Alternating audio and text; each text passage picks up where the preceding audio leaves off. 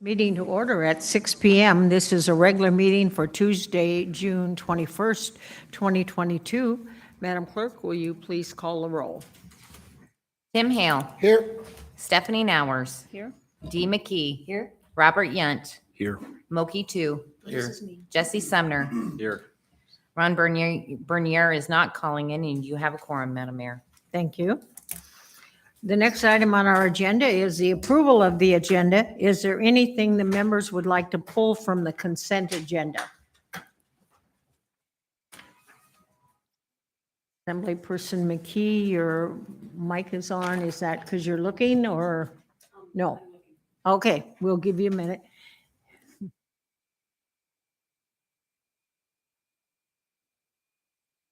Okay.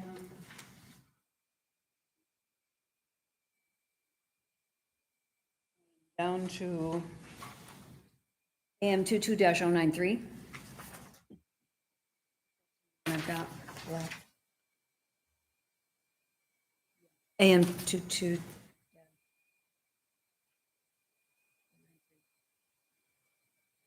Just one? Okay. Any other assembly person have anything to pull? Okay. Does anybody have any other changes to the agenda? Okay, hearing none. Is there any objection to the pulling of the one item? Okay, then the agenda is approved as presented. If you'll all stand, please. Madam Clerk, would you lead us in the pledge? I will. I pledge allegiance to the flag of the United States of America and to the republic for which it stands, one nation, under God, indivisible, with liberty and justice for all.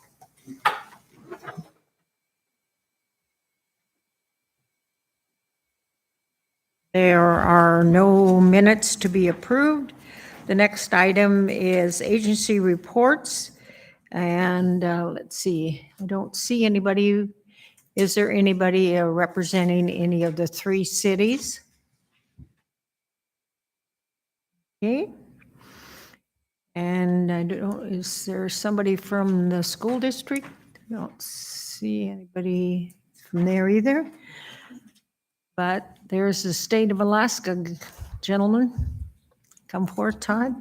I would assume, since you're sitting here, that you have a report, that you just don't come to grace our appearance. Todd Smolden with the governor's office. I wanted to see if the clerk was still here, and she is, so that's good. Not a lot to report, just we'll say that the budget has been officially transmitted to the governor. It was late last week, and we're anticipating that there will be a press conference toward the end of this week for him to make announcements. At least that is what the plan is currently.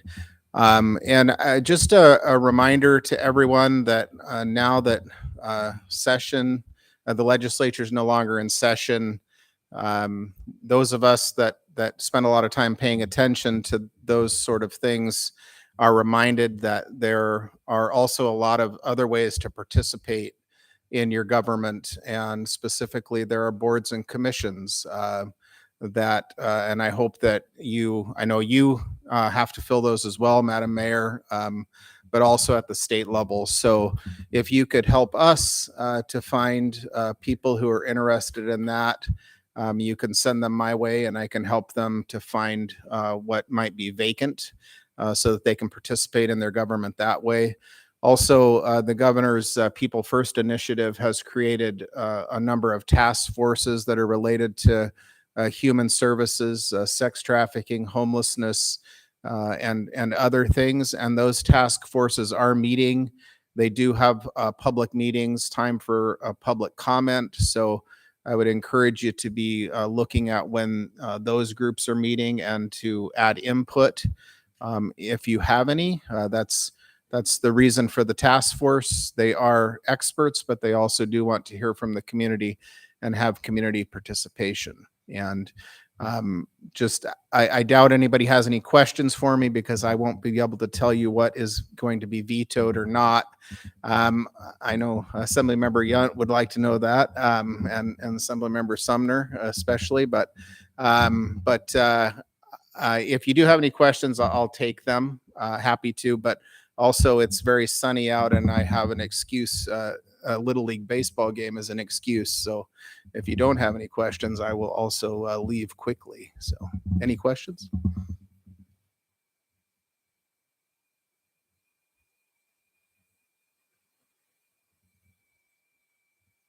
Of course. Yeah, through the mayor, can I take my front license plate off yet? Well, I don't know if that bill has been transmitted yet, and so I don't know if it's been signed yet, but I suppose you could always take it off if you wanted to anyway, but maybe not legally yet, but that's coming soon.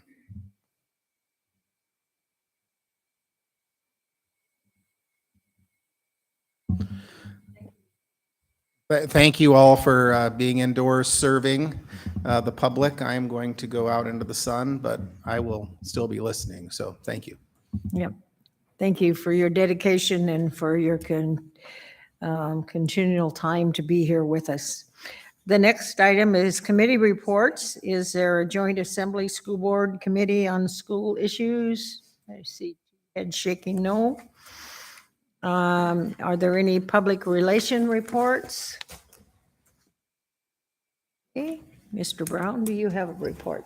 I do, Madam Mayor. Thank you. I'm going to invite Adam Bradway to come forward as I give you a quick update, and then I'll tee him up for a presentation here momentarily. So I just want to remind the Assembly I'll be out of state next week, starting on Tuesday evening through July 9th. George Hayes will be here throughout. So just want to give the heads up. I might not be quite as responsive to you. I'm going to be on East Coast time, so it just depends on when you text or call if that happens. So just a heads up for you there. And then secondly, Adam's going to come up. He's from our planning department. He's going to give you an update on the official streets and highways plan. You're going to see that under introductions for the next meeting for public hearing. But planning suggested, and I agree, I think it was a great idea that they provide a staff report to you tonight. So you have the next month to consider that because it is a fairly large plan. It's a big deal. So this allows you to get a staff report and kind of prime the pump, if you will, prior to the public hearing occurring, assuming that it gets introduced tonight on July 19th. So with that said, I'm going to turn it over to Adam to kind of walk you through some of the key points of that plan. Thanks. Thank you. I think everybody probably has it in their red folder. You haven't determined that yet. Okay, go ahead, sir. Thank you for having me. My name is Adam Bradway. Like said, I'm a planner with the borough's Long Range Planning Division. Also with me tonight is Kim Solian, the Planning Services Manager. And then we contracted with Kinney Engineering on this project. So like it was said, you now have about a month to come back to us with questions. So I'm going to give this sort of overview presentation. It's a pretty technical document, and then have plenty of time for questions. So the borough is growing. We all know this. It's growing rapidly, and it's projected to continue growing. And so with all that growth come a lot of issues as well. And one of the large issues that we've seen are transportation issues because there are more cars on the road. This is something that you all have pointed out, and also that the community as a whole has pointed out, is solving and thinking ahead about some of these transportation issues. So specifically, we were asked to identify needed public infrastructure. And so that's where this plan comes in. So the official streets and highways plan, and I'm going to shorten it to OSHIP because it's less of a mouthful, is essentially a roadmap for borough roads. A map that identifies future road connections and road upgrades that are necessary to safely and efficiently accommodate our growing population and its transportation needs. Some of the main goals of the OSHIP are to promote safe and efficient travel, reduce traffic congestion, lower road project costs by planning ahead for right-of-way and knowing where our roads are going to be, and then overall just improving the quality of life for those that drive on our roads. So I'm going to briefly go through the road building process really quickly. The big picture of how our borough is supposed to grow comes from our borough's comprehensive plan. Those are the main policies that we're supposed to follow. From there, we've got the long-range transportation plan, which is a more specific plan for transportation-related policies. This is all the modes of transportation, so bike, pedestrian, public transit, freight, roads. Then from there is what we're talking about is the official streets and highways plan, which is where are all the roads going to be needed in the borough in the future as we build out. From all of these plans, some of those projects get pulled into a list like our road bond lists or the RIP list sometimes. They usually come with funding. From there, you might need to spend a little bit more time researching exactly where the alignment of the road is going to be. The OSHIP is rough alignments of generally where a road might be needed. You design and then you construct the road. So that's where this fits into your process. Yep. Oh. Sorry about that. I'm trying to also look over to the side and see the. Yeah, let me know again if you have any issues. So what does the official streets and highways plan update contain? So we already have an official streets and highways plan. It was last updated in 2007, but we went back and updated these categories. The first are connectivity recommendations. These are essentially what new roads will be needed. Functional classification recommendations, what types of roads are we going to need? And then primary intersections. So where should our main intersections be in the borough, and thinking ahead about that. So first of all, connectivity is a really important piece. This diagram shows it pretty well. We haven't done a great job of building in those connecting roadways, and we have a lot of disconnected subdivisions. And so what ends up happening is that travel time gets longer, it's less efficient, but also there's safety concerns with one way in, one way out. And then maintenance is more expensive when you don't have a connected system. Good example of that is right here. And it's a good example because we're actually working to fix it right now. The borough's approved a project here for Texile Drive.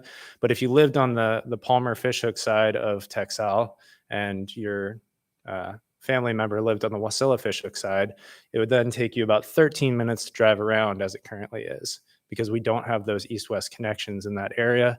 And it's not unique. There are plenty of places like this in the borough. And so what the official streets and highways plan does is draws in what some connections might be needed as we grow. So these yellow and orange lines are collector level roads, those sort of bridging the gap between subdivisions. And the dashed lines are those future connections. So they don't exist yet, but they could in the future. Like I said, there are different types of roads. That brings me to the second piece, which are functional classifications. So you can get deep into this, but essentially you know it when you see it.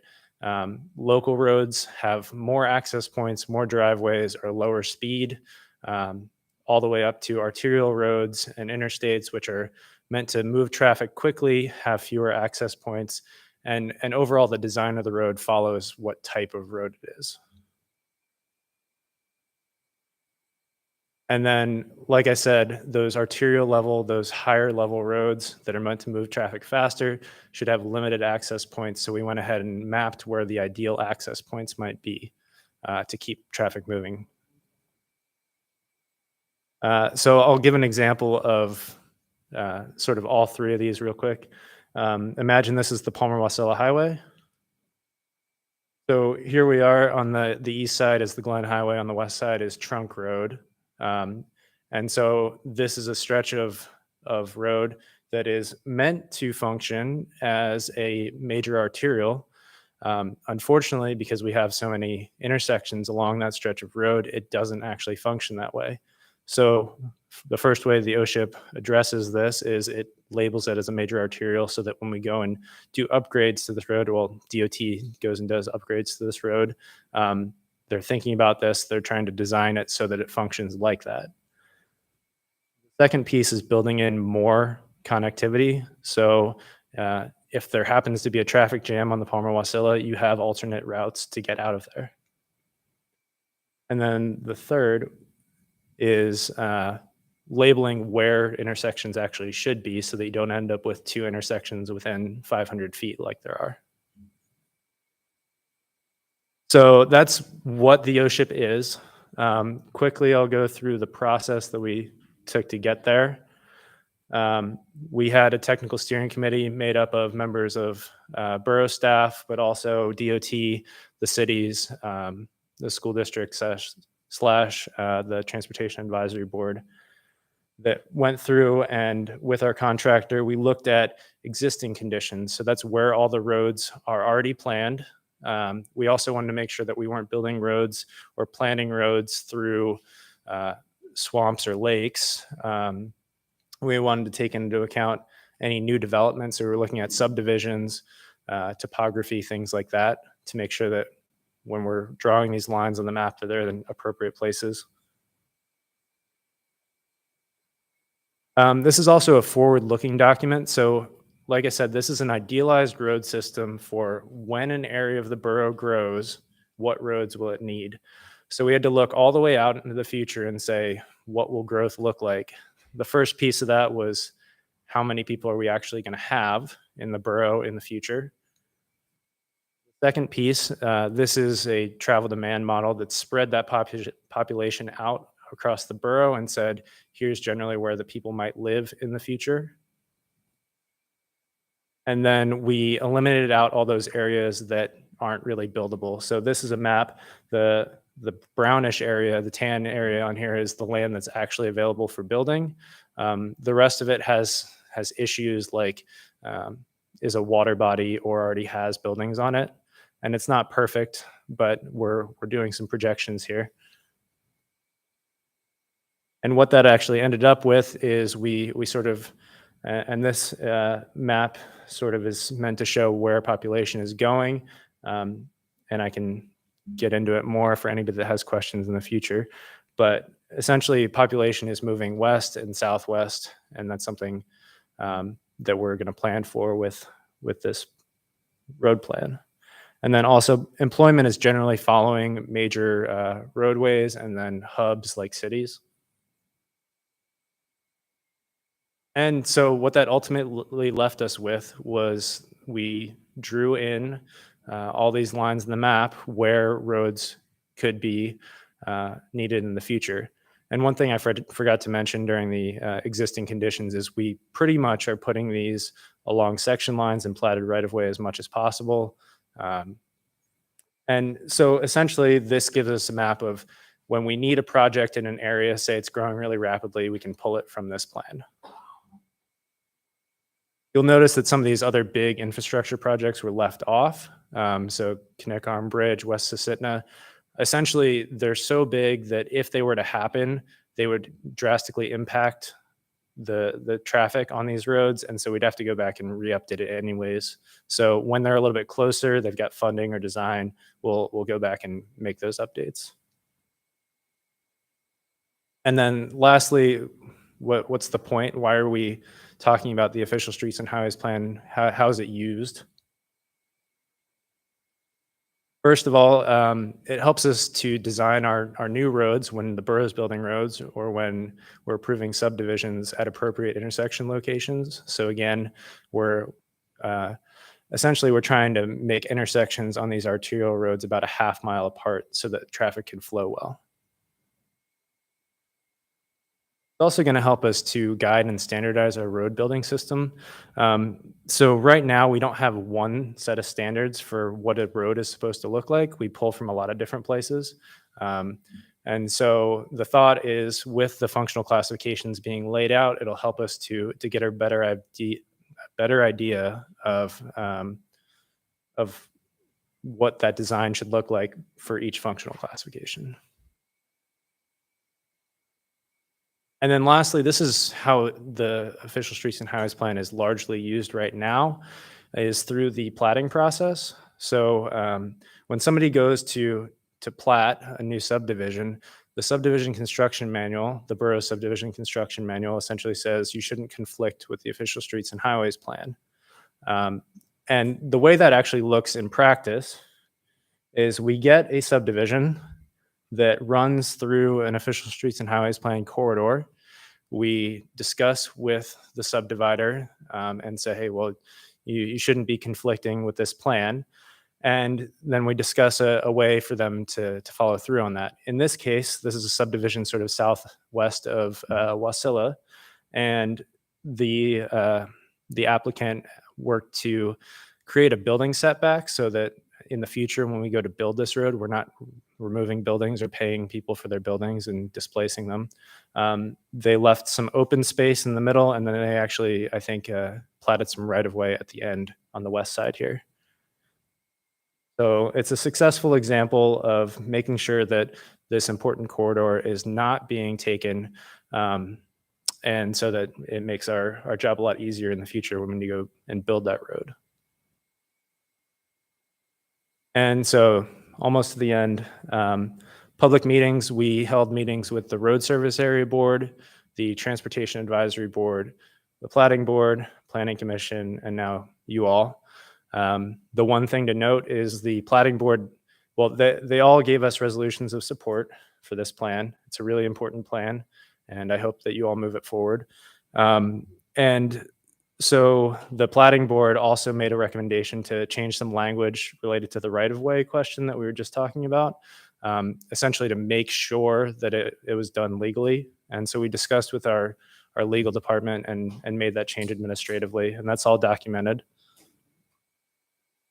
And then general public outreach. So we used a website and a public comment tool, which was essentially a map where people could go and take a look and drop pins on a map. That public comment was open for, I think, about 45 days. And we got 1,700 interactions and about 31 comments. So hopefully that means that everyone was pretty satisfied with it.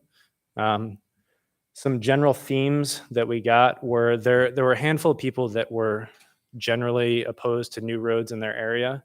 And to that, I think the planning response is that it's important to plan for these roads. As you can see, there are lots of steps in the road building process, and people that have issues with planning for these new roads have lots of opportunities to step in and voice that as the road gets closer to actually being built. I think it's really important to put on a map where they might be needed.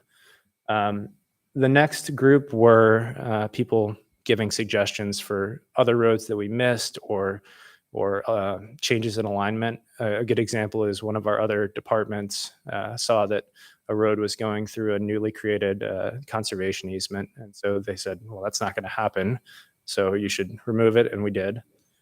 And then the last were just sort of general maintenance questions. And so we directed them to the appropriate entity, whether it's Public Works or the cities. So that's essentially all I have. And again, you've got time before the public hearing. We didn't want to bombard you with this all at the public hearing. So thank you for giving me the time to speak on it.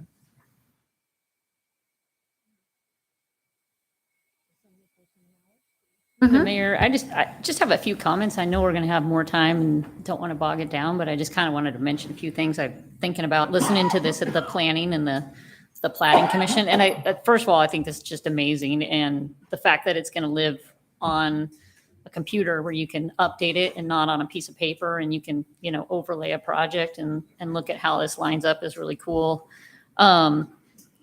One thing I didn't know when I looked at it online on the project website, the primary intersections didn't show up on my computer at least. So just note that. At the platting level, I heard them discuss not being able to take right away from developers. But I also wondered on the flip side of that, if we can offer some kind of incentive to developers who are willing to look at this and take a little bit. Could we incentivize developers to leave that space? We can't take it from them to provide that right away, but so that's just a thought. And then kind of one question about this whole plan, like we're looking at moving people around, but we all know sometimes we have unintended consequences when we punch a road through and all of a sudden a bunch of cars are going through a neighborhood that doesn't have sidewalks and kids play there. A big thing for us, the borough, is the quality of life out here and why people live here and an investment in their property. Did any of this, like, did we try to look at that? Terms of what effect that might have on neighborhoods, or is that something we would kind of get at when we get down to brass tacks and are considering a actual road through? Okay. So for the takings question, it's sort of a fine line that we walk with the help of our legal department. There are lots and lots of different ways to approach right of way and that side of things, that conversation as we move on. And then for the quality of life and the impact of roads, that's always a consideration. And so again, this is from a very high level. And so we're not getting really deep into the specific impact of each road, but we looked at every segment of every road that we put on there and tried to put them in the least impactful places possible. Usually that means going through, like I said, section lines and trying to avoid homes and people's livelihoods at all costs. And so again, yes, as you go through and a road becomes more of a reality, there's a real need for it, then you go through and do some more studying to say what's the really best place to put it there. As we grow, sometimes we don't have a choice about building a new road too. So I think it would be nice if there was a way to offer incentives for developers, if those are options. And then just kind of two other things. One is the Palmer-Wasilla Highway, you got that listed as a major collector arterial. I know one idea that's been discussed is making that not like slowing the speed on that and sending people around on Bogard and the highways, because you don't have the right of way on Palmer-Wasilla Highway. It's just kind of a disaster. So could you slow the traffic down and infill that with businesses, commercial? When do we have that conversation? Like, this is just looking at, moving people around. And if we adopt this and we're like, well, we just want this to be a major arterial, like, how do we have the discussion about maybe like there's a different option we could pursue there when we're doing projects? When does that conversation occur? And then I got just one. Well, that's a great question, because yeah, there are definitely places where the traffic engineering side and the community side are not always exactly the same. And so I think any time is a good time to have that conversation. But for this plan, we're looking at, as we see growth, we need to put the cars somewhere, and this is where they should go from that perspective. So, and we can have more conversations about that as well. And then just one sort of last observation, I look at that where you're projecting growth to go. And I think we help direct that. So if we're not infilling in the core area because in part we don't have sewer and water, that might be one hole. There's other things we could do to bring growth to that core area. So I think we should look at this, but also think about things that we are doing as a borough that are incentivizing that growth, and whether we think that's in the best interest. Do we think the sort of, if you want to call it, sprawl to the west and southwest where people have bigger lots and that's what they want? Or do we want to do things that would not force people, but incentivize build out in the core area where you've already got infrastructure? So I just kind of look at that, and just more of an observation than anything, that may be one way growth could go, but I think we should also think about what we're doing as a body, as a borough, that encourages that to go, and whether that's in the best interest of the borough. And I don't know, this is this is a start because it helps you kind of visualize that. That's not so much a question, just an observation that we could maybe have at our strategic planning meetings or a different place of what we think is a good, what policies in place that we have, what kind of growth we're encouraging there. And I guess I think primarily about Wasilla and Palmer and growing that area in between, because we got a real limitation without having sewer and water for density. We've got all the service, we've got the infrastructure there. We spend a mint putting new roads in and maintaining them far out. So, you know, if people want that and we want to incentivize that, then stay the course. If we want to try to encourage some of that development between the cities, I think that's a good conversation to have. So just an observation, and I really think this is, I can tell just a huge amount of work went into this, and it's a cool visualization to have a talk about where growth might be going. So thank you. Through the mayor, real. Yeah, go So ahead, sir. just also a clarification, thank you for bringing that up, is that this is based on the 40,000 square foot lot size. So if lots were to shrink, you would probably need more smaller roads throughout. Questions or comments? Yes. John, go ahead, sir. Yeah, just to kind of build on what Stephanie was saying, if you start shrinking lots, the only way you can do that is if the developer, the private sector, either puts in a community water or a community septic system, and that becomes very, very expensive. And then they have to be monitored monthly and maintained. And I will tell you from personal experience, ADEC is not, they don't have a lot, well, they're friendly. They're actually really friendly. They don't have a lot of free time, right? It's safe to say they're a little overwhelmed. So I don't think the answer is, the reason that the 40,000 square foot lot seems to be standard practice is because you don't have to put in the water and the sewer and then own a water system that you have to monitor every month. It's just, it's so hard. It's very difficult. Very few developers are capable of doing that. So the only real way you're going to see more density down that Palmosilla Highway is if the cities get involved. And I don't know if there'd be some way that the borough could work with them equally between the city of Wasilla and Palmer, but I just cannot imagine that the private sector is going to be able to solve that problem. There's so many moving pieces there that, anyway, like I said, I just want to throw that out there. It would have to be some sort of joint venture between the cities and the borough if we were shooting for more density on the core. Assemblyperson McKee?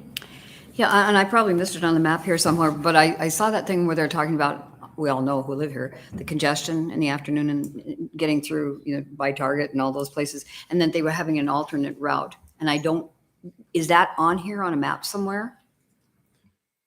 No, so I grouped that in with the major infrastructure that was not included. So that's another one of those projects that when it gets closer to being a reality, so if it has funding, if it has design, then we'll need to include it for sure. And we'll also probably need to do some updating because it's going to shift a lot of the traffic to that new route. And so Is the new route like over the bluff? Is it down like along the flats, the hay flats, or by the railroad where the railroad tracks are? So the DOT is currently in a planning and environmental linkages study. So they're looking at all the different alternatives there. The general idea is somewhere south of the current Parks Highway, but exactly where is yet to be determined. Further questions or comments by assembly members?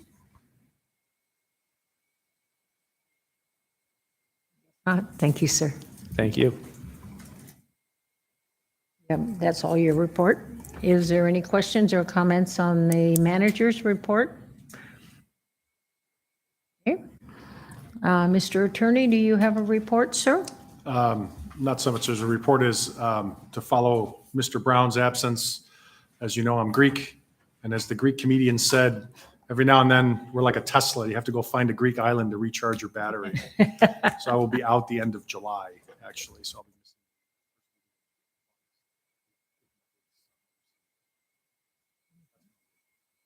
Any questions or comments to the attorney? Okay. Madam Clerk, do you have a report? Just the clerk's report is in your red folder that has the upcoming meeting schedules, election dates, and quasi judicial report. Any questions to the clerk? Okay.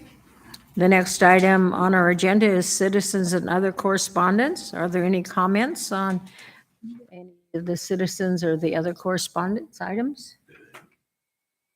Hearing none, they are presented. Madam Clerk, we're ready for informational memorandums to be read into the record.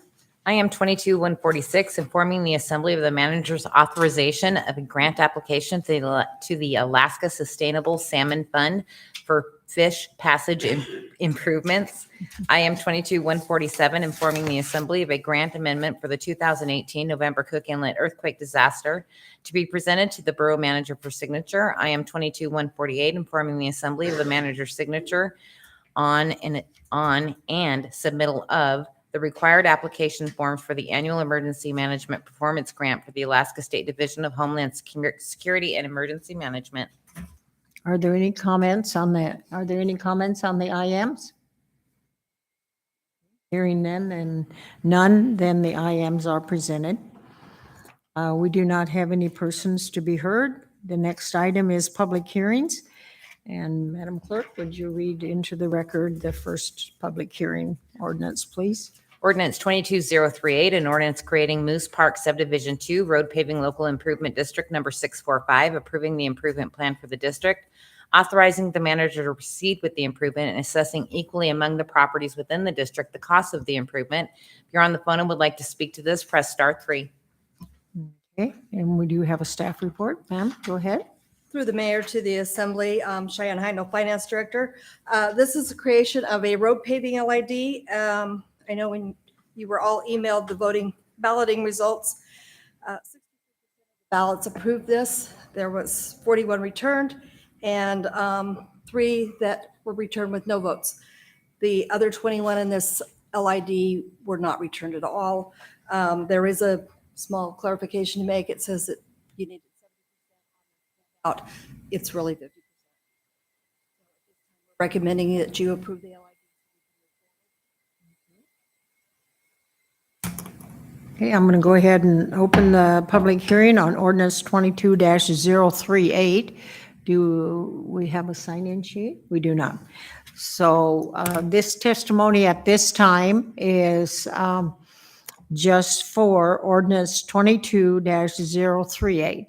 Would anyone like to address the assembly on this ordinance? Okay, come forth then, please, ma'am. We'll just state your name for the record and then give your testimony. Lisa Sand. I'm actually the one that started the petition for the paving of Moose Park. Okay. I live at Block 5, Lot 7. The dust is extremely horrible. My daughter has asthma, so we have to be mindful when she's outside. It really limits our time for family functions outside. The safety of the children, I'm worried that rocks will fly and hit them. I know it's maintained like every 3 weeks. Big Dipper comes through and does their grading, and to be honest with you, it makes it worse. I appreciate their efforts, but it makes it worse.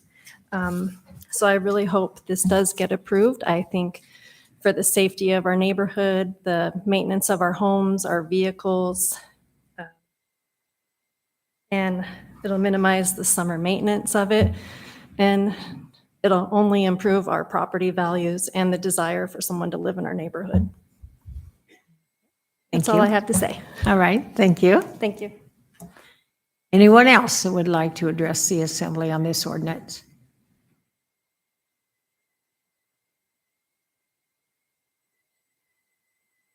My name is Craig Robinson. I am a resident of Moose Park subdivision.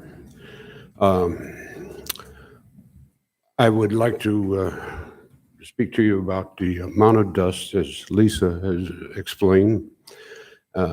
They've got a name for this valley dust problem. I'm actually medical, and we experience a lot of this. Jones Drive. So know that we have a few people in the Moose Park subdivision that are opposed to this. I think that's due to finances and considering the inflation we're all experiencing. I can understand that. However, reversible when the property is sold. I don't know that everyone has been made aware of that. So we would like very much to see this paving go through. Personally, of course, I'm retired, so I drive about 15 miles an hour just to keep my neighbors from being very upset. About all I have to say on the matter, but hope you authorize this. Sure. Anyone else would like to address the assembly on this ordinance? We do have somebody online. Okay, Caleb. Go ahead, whoever's online. Hello, my name is Don Reddick. I live at 955 Moose Park. I've lived here for 7 years. I just want to reiterate and I believe, we've talked to everybody in the subdivision. The subdivision has grown extensively. I think through with the certification process that, we had over 20 ballots that were not returned. We have a lot of folks in the subdivision that travel and through the process are both working and are not able to send them in. I think when you see a 14-1 vote on average, that we would much exceed even when it was a 70% initiative for folks pro paving the road. We do have a couple that we're against, and I agree with the reasons why and understand the situation. But we have a very bad dust problem in the subdivision, and this opportunity from the borough to pave and give us all the opportunity as affordably as possible is our best option. Thanks. Thank you, sir. Do we have anyone? We do have, okay, go ahead, whoever is next online. Hi, this is Rebecca Carstetter. I also live in Moose Park subdivision. We've been here for about 1.5 years, but my in-laws also live in Moose Park, and they've been here since 2016. Our beautiful weather this summer has put into stark relief how terrible this dust problem is. It coats your car. It coats the inside of our homes. All 3 members of my family have asthma, and it has exacerbated our asthma tenfold for all 3 of us. My husband's actually out in the living room watching the assembly, and he's coughing and coughing and coughing right now. We would really, really appreciate the assembly to approve the paving project. I do believe that a majority of the neighborhood wants it, and it would just make it so much nicer in the neighborhood, and it would increase our property values as well. Thank you. Thank you. Do we have another person, Caleb? No, that's it. Okay. Is there anyone else in the audience here that would like to testify again? That's okay. So I'll go ahead and close the public hearing. And Assemblyperson McKee? I beg your pardon. Yeah, you should. I move to adopt, wait a minute, what is it? Ordinance. 22-038, yeah, OR 22038. Okay. Discussion by, yes, Assemblyperson Yount, go ahead. I just wanted to say it's situations like this that makes me grateful that we lowered the threshold to 50. If you look at the 44 returned ballots, 93.2% were in favor and 6.8% were against. So of the 21 not returned, you would actually only need 4 of those. You would need about 18% of them to say yes. I mean, it's no brainer as far as I'm concerned. So that's all I got. Person Hours, go ahead. Madam Mayor, I have a question for staff. There is a letters not received and then 8 unclaimed and refused. I'm just trying to figure out where in there, so number of ballots that were not returned was 24. Are there 10 of those that just never, like the letter came back to us, so it was never, so we have the wrong, something's wrong there in terms of being able to get to the property owner? To the mayor, to some of the member hours, yes, that is a problem. Some of them were, a lot of times when people buy and sell property, they put the address in the closing documents as what it is where they're living currently and not their new address. And so that's probably the case in these instances. We just do not have a correct mailing address for them. So these were all returned unopened to the borough. Okay, I understand that I have a physical address, but I can't receive mail there. The postal service doesn't deliver it, so I've got to use a PO box for mail. I just also wanted to confirm, so the per lot cost on this will be just under $6,800. Unless there may be some cost sharing, but we don't know yet. So the maximum amount assessed per year would be $6,800 for 10 years. Do I have this correct? The maximum amount assessed would be $6,800 for the full, for each lot. That is payable over 10 years. Oh, okay. So 680 a year. Do I have that right? Roughly, yes. Okay. Okay, that was all my questions for you. And then I just have a comment. I won't be opposing this because you've met the guidelines that are set, and that's what the rules are. And I don't feel like I can say, I just don't agree with the rules that this body has approved, even though I objected to them. What I do see as a problem, and I'd like us to come back to it, is I don't like imposing a tax on someone's property without their consent on it in terms of a very specific tax for a very specific purpose, which I see as different than our general taxes that pay for schools and educations, everybody benefits. You've got a lot of people in this neighborhood that voted yes, but you've got people that I have no idea how they felt on it. And this is really close to me. I think you need a 2/3 or 3/4 vote on something like this to impose a tax on the other portion that either didn't want to speak or opposed it. Because that can be a substantial tax for folks. And I just think we should be looking at raising the level. And if you have something like this and you come in close, you go find those neighbors who didn't respond and you get them to get the letter in the mail, or you figure out who's not getting their mail and get them. I think it's a reachable thing. But like I said, you guys have met the rules as they currently are, but I don't think the rules are good. I think we need to take another look at that, because the idea that you can have 50% of the people impose a specific tax on the other 50% just doesn't sit right with me. Deputy Mayor? Yeah, so I'm going to have to disagree with that. I think this is a great process.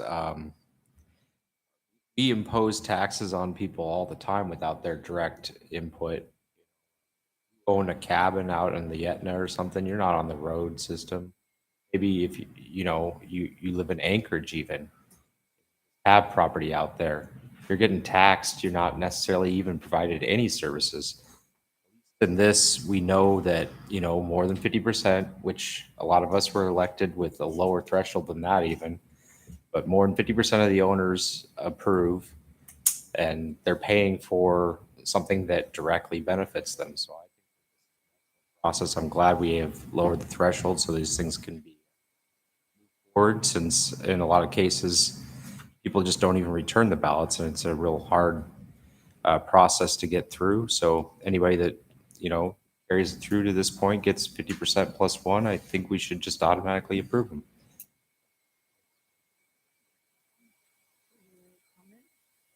Assemblyperson McKee, go ahead. I agree with Assemblymember Sumner. It's basically apathy has a price tag on it. And if you're not paying attention and you're not taking any action, I just think you don't even ante up, you lose. So this, from the testimony that I've heard, I think it's sufficient to move forward with it. Other assembly comments? I call the question. Okay. So the question has been called. All of you proceed to. Is there any objection to calling the question?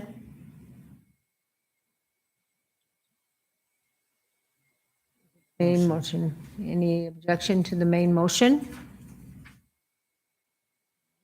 Not then. Ordinance 22-038 has been passed. Ordinance 22068, an ordinance approving the sale of borough-owned land identified as Lot 4 and Lot 5, Block 4, Matanuska Township, U.S. Survey 1169 to the adjacent property owner Kenneth and Myra Olson, and repealing the public purpose dedication placed on the borough lot. If you're on the phone and would like to speak to this, press *3. We have a staff report. Okay, thank you. Hi, my name is Lisa Gray. I'm the land management agent. The Olsons submitted a application to purchase Lot 4 and 5, Block 4 of Matanuska Town Site. The borough received these properties in tax foreclosure in 1976. Each lot is 0.11 of an acre, so they're really small lots. Their lot is also 0.11 of an acre, so if they purchase these two lots, they'll have more area to develop. These properties were classified for a public purpose because of the substandard size. The borough's never developed them or used them for a public purpose. They are vacant lots and they've been vacant for 46 years. The code allows for an adjacent property owner to submit an application to purchase a borough-owned property. Questions? I'd be happy to answer them. Staff? Yes, Assemblyperson McKee, go ahead. Yeah, I was reading the, it's an attachment. It's entitled Preliminary Best Interest Finding for the Disposition of Borough-Owned Land. And there are some comments that seem contradictory to me. On page 1 of 2, number C, letter C, excuse me, it says that classified as resource management lands due to high water table and inclusion within the Palmer Hay Flats Game Refuge, and that's in quotes. And then letter I, it said lots are located outside of the Palmer Hay Flats State Game Refuge boundary. That sounds contradictory to me. Am I wrong? When I read it, I thought the same thing. So I pulled a map of the boundary of the Palmer Hay Flats, and you can see in relation to where these lots are located. And these two particular lots are kind of in the middle of the subdivision, if you look at that vicinity map. So they don't touch the boundary of this the Palmer Hay Flat State Refuge. And they're more than a half a mile, maybe a mile away from that. And the state is the one that manages that game refuge area. Okay, it's wetlands. That area out there is pretty soggy, right? I think it has a high water table. Yeah, and that's mentioned in the report. Does that not, in that instance then, if those are wetlands, do they not require some Corps of Engineer kind of a thing for wetland credits and all that sort of stuff? I mean, can anybody just go in there and, one of the objections was by a Mr. Metters, and he was referring to, on here. He spent thousands of his own money and man hours cleaning this place up to this point that these people want to buy this property. And I have to rent a dozer this summer and clean the wood chips up that they have put down in the right of ways and have not spent $1 down there doing anything. Can you just do that without? Well, if they choose to develop it, this would give them more property. If they have to put in a septic system because of the high water, I would think that they would have to go to DEC. Are they allowed to develop this just to buy it just because they want it, even though it is wetlands? I don't know if it's classified as wetlands, and I don't think that there's those restrictions on there. I think they could develop it. Why would it not be considered wetlands? It's pretty wet. I mean, I really don't know. I know the area. Yeah, And so I don't really know about the wetlands.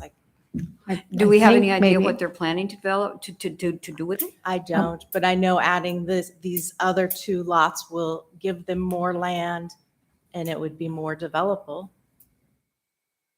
Assemblyperson McKee, I think we may have someone that's going to testify during the public hearing. Oh, okay.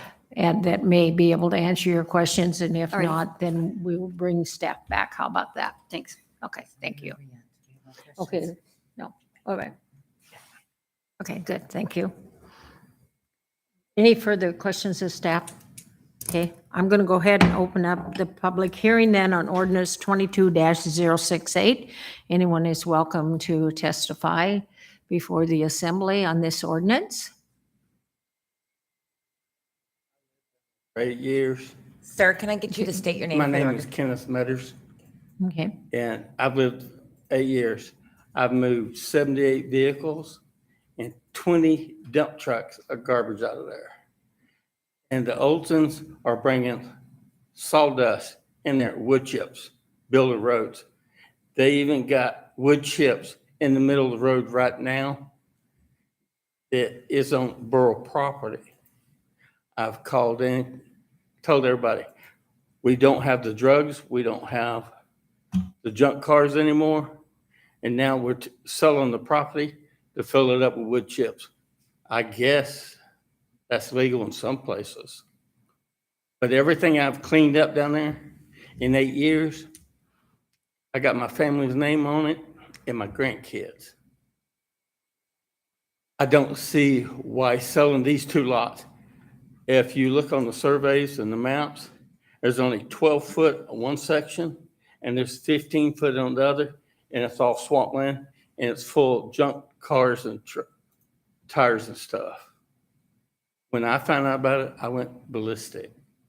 I was cleaning everything up, but they're turning around and filling it up with wood chips. I don't understand it. You can't grow anything on wood chips. We have it nice down there. I like to keep it nice, whether I'm right or wrong, but everybody walks their dogs, the birds, everything is comfortable. But to allow them to bring wood chips in to build a lot, I don't see it. That's only my opinion. But if they want to bring the wood chips in, why not? I let everybody else come back in that I got out of there. I spent my money cleaning it up. They're going to spend their money dumping their wood chips. I'm done.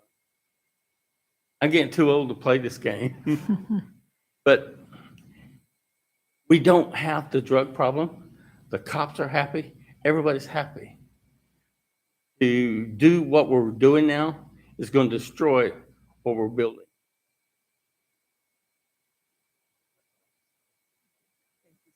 I'm not very good at this. that's fine, thank Thank you. you.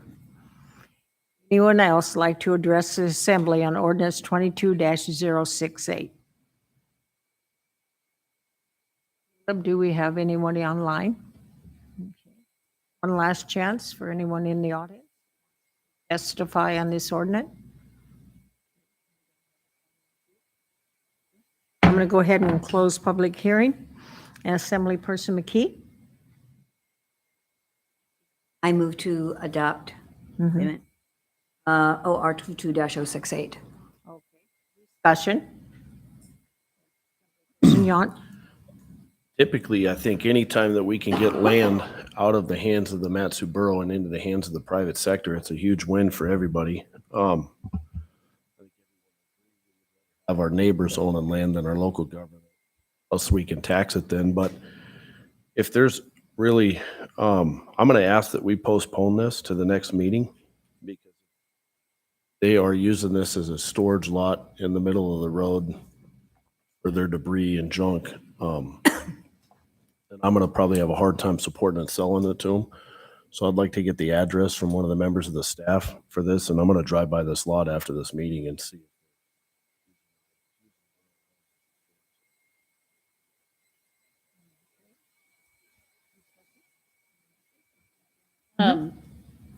I've been down to this area. And that question answered now. That's possible. I'm okay with postponing if we can't get it, but I do not on this property. outstanding code compliance.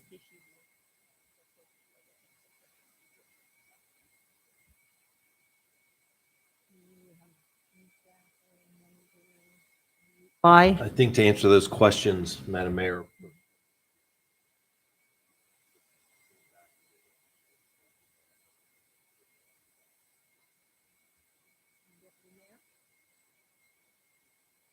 Just to be clear, are you asking if it's on the property?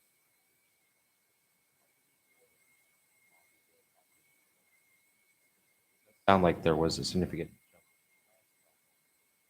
property before, but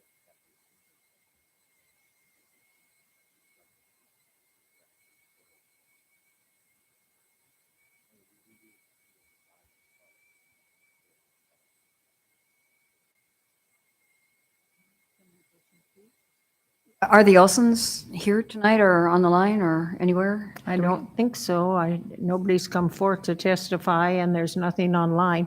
I'm sorry, sir, it's just talk to her, but this is the assembly discussion now. Thank you. I'm kind of reminded of that old song, Pave Paradise and Put in a Parking Lot, and I just, this kind of scares me if we don't really have any idea. So I kind of agree with Rob, maybe to postpone. What happened there? Okay.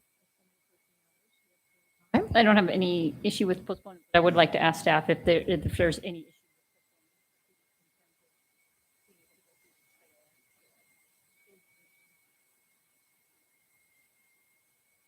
Quick note, our next meeting is July 19th, so it's Right. it's gonna be a month.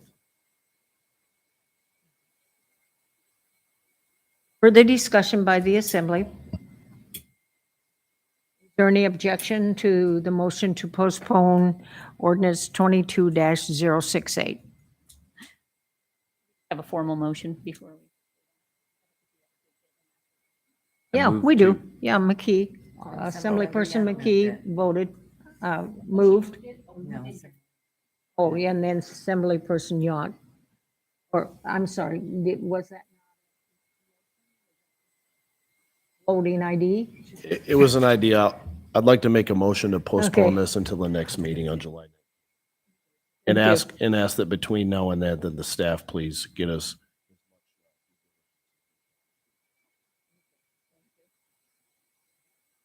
Okay, now is there discussion on the definite motion to postpone? Any objections to the definite motion to postpone?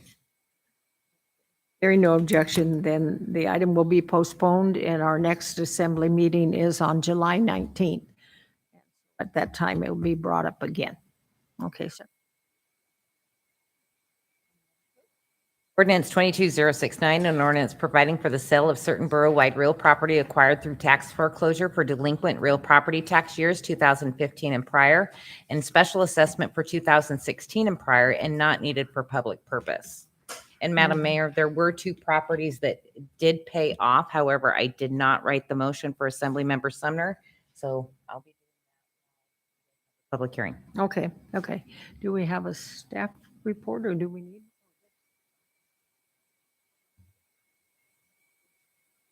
It's on. Oh, yeah, it was. Good evening. My name is Jill Ursick. I am the land disposal and foreclosure specialist for the Land and Resource Management Division. In front of you is ordinance 22069 for LID foreclosure sale that is scheduled for this fall. If it is property, in front of you is a list of the properties. A list of properties, but as the clerk did that we had 2 properties get paid off, and so now we have 46 properties scheduled to be in. These properties are for clerk's deed for 2015 and prior tax and 2016 and prior LID properties. At this time, the borough became the owner of these properties. The former record owners do have repurchase rights for 10 years from the date of the or until the time the borough sells the property. It is the borough's policy to wait 2 years after clerk's deed to offer the properties for sale, and the former record owner does have repurchase rights to up until the day before the sale, which at this point would be October 28th. The last payment made for most of these properties has been between 6 and 8. The former record owners, if the properties sell and the upcoming sales, do have the ability to claim excess proceeds. And at that point, anything that is, any amount that is above and beyond what is owed on the properties will then be returned to the former property owner.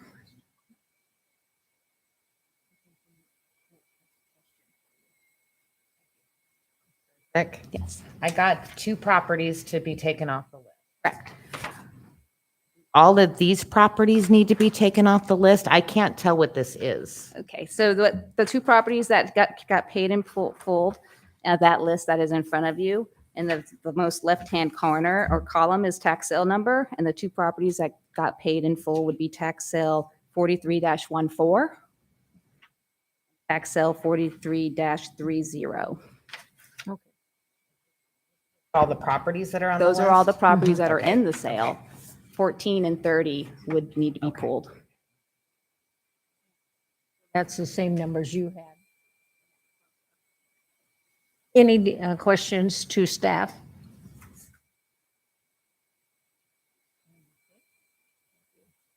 I'm going to go ahead and open the public hearing then for ordinance number 22-069. Is there anyone that would like to testify on this ordinance?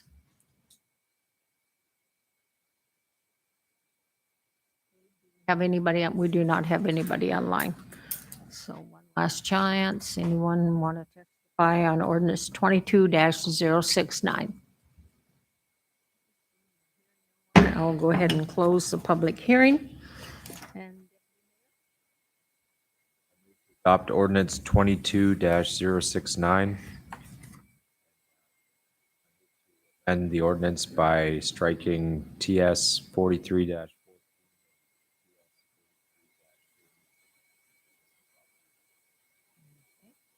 discussion by the assembly. Objection to the passing of the motion with the amendment. None, the legislation passes.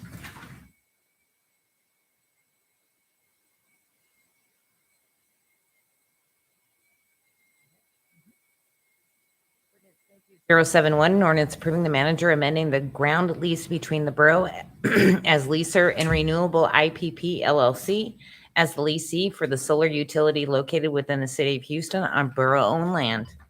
Okay. Staff report, huh? Thank you, Madam Mayor, Manager, and the Assembly. I'm Tracy McDaniel. I'm with the Land and Resource Management Division.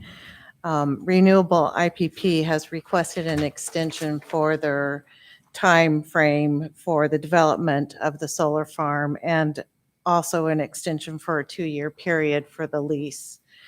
Those of you who are not familiar with Renewable IPP, they built the Willow Solar Farm off the Parks Highway.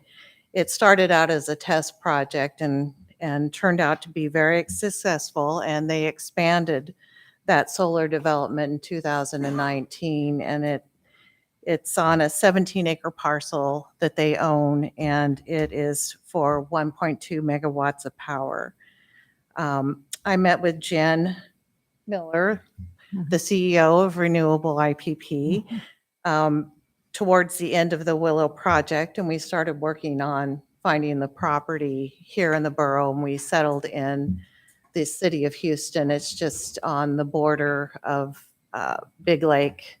It's on the border in Houston, just west of the Houston junior and senior high school. Excuse me. After we started working together, we ended up with a slowdown with the COVID-19 pandemic, and the process went through many delays with MEA and executing the power purchase agreement, and finally getting to the RCA, the Regulatory Commission of Alaska, in March of this year, final approval. So all of that process has finally been completed, and the development period ends in September of this year. So we're looking to be able to extend that for 2 years, so they'll be able to start this summer and next summer, and hopefully be hooked up to the power grid prior to the end of this 2024. So I'm here to answer any questions you may have about the lease, and Jen Miller, she can answer any questions you may have about the solar farm and the project itself. By the Assembly? Yes. I ask what the peak power production? Defer to Jen.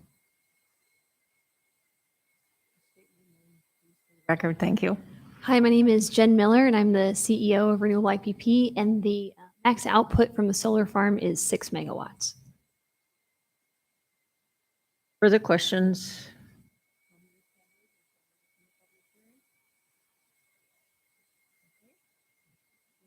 I will go ahead and open the public hearing on ordinance 22-071. Anyone that would like to testify before the Assembly on this ordinance is welcome to come forth at this time.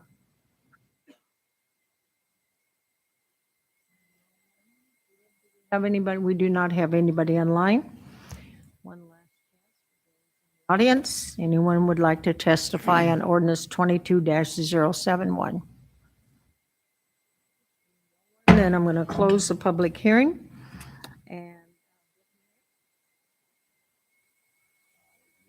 Adopt ordinance 22. Discussion by the Assembly.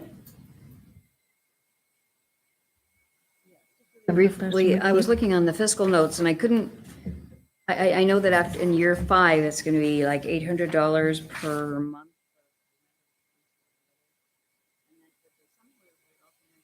$500 is, can you tell me? Development period, we were charging $500 a month. Okay, thank you. Discussion by the Assembly. Is there any objections to the passing of ordinance 22-071? And the legislation passes. Ordinance 22072, an ordinance approving an appropriation of $21,260 from the Talkeetna Fire Service Area Fund Balance Fund 254 to purchase firefighter turnout costs, coats and pants with accompanying resolution 22059, a resolution approving the scope of work and budget for a project to purchase firefighter turnout coats and pants for the Talkeetna Fire Service Area.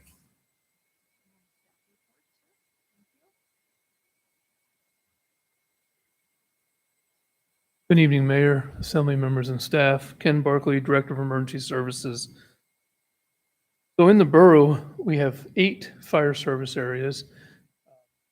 Under the borough, we have 2 cities. This particular ordinance is for Talkeetna, for them to replenish their turnouts. Turnouts is the firefighter gear that we're required to wear. They're asking for the coats and pants. There's been a delay in supplies, so they would have ordered some last year, but they couldn't get them. This year, we've been struggling, but we did find some that will meet the standard. An NFPA 1500 is the standard for firefighter equipment, gear, safety, merchandise. Have to have. And in there, we can only keep our turnouts for 10 years. That's regardless if it's sat in a closet for 10 years, never was used, or years, it has to be taken out of service. It cannot be worn by a firefighter. It's not deemed safe. Just the use of them deteriorates the safety barrier, and washing them deteriorates the safety barrier. So right now, the money we're asking for, it's just over $3,000 for one set per firefighter. That has gone up tremendously, as everything else has. Requirement, we have no other way around it.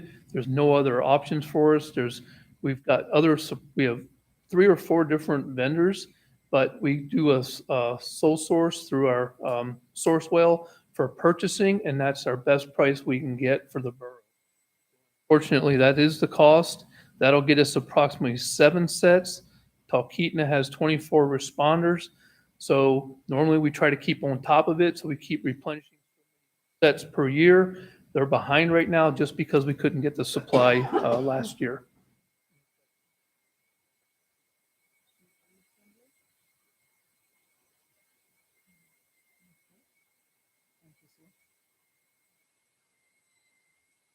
Go ahead and open the public hearing on ordinance 22-072. Is there anyone that would like to address the assembly on this ordinance?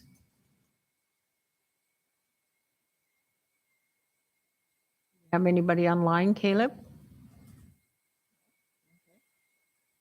Last time, anyone in the audience that would like to address the assembly on ordinance 22-072? The public hearing. Deputy Mayor. Adopt ordinance 22-072 and resolution 2259. Okay. Discussion by the assembly. Is there any objection? No objection, the legislation passes. Madam Clerk. Ordinance 22073, an ordinance establishing a provision within Borough Code to address abuses of the 911 telephone system by adopting MSB 81510, abuse of 911 systems, and amending MSB 1.45100, schedule of fines for infractions, add fines for violations of MSB 81510. On the phone and would like to speak to this, press star 3. Staff report, are you?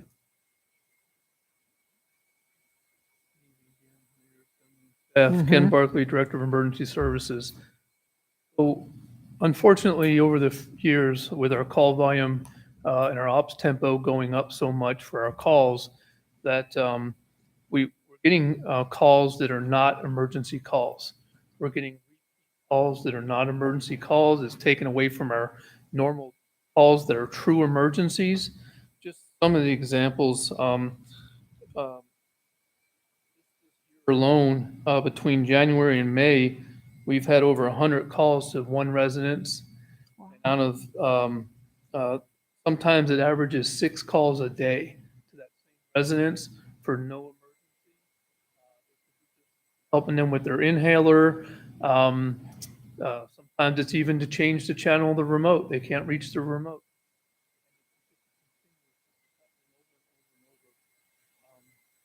One residence we've been to 49 times already.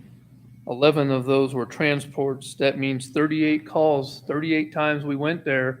We can't bill. If we don't transport, we don't bill. So that's taking an ambulance out of service during the duration of that call, and then another call, we have to bring another ambulance from another area, or they're going to have to try to break loose from that call and go.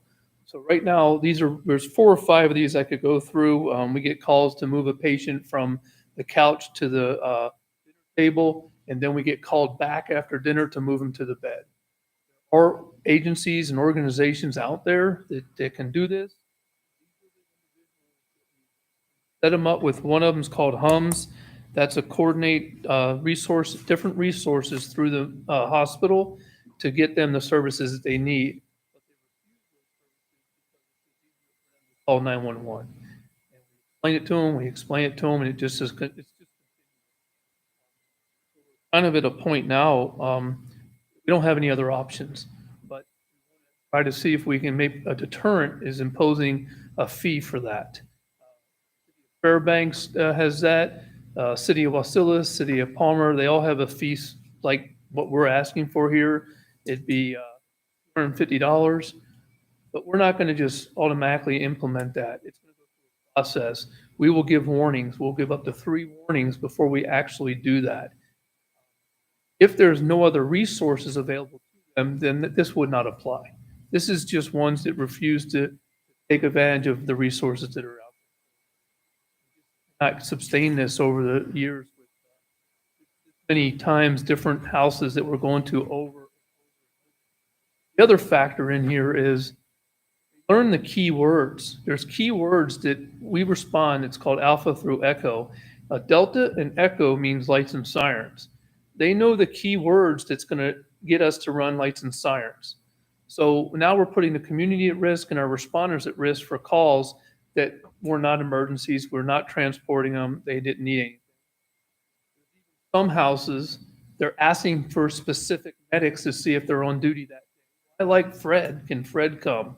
I want the tall, handsome one, but I'm not always on duty, so. No, I'm just kidding. So we have to do something. We just have to, we have to have a deterrent.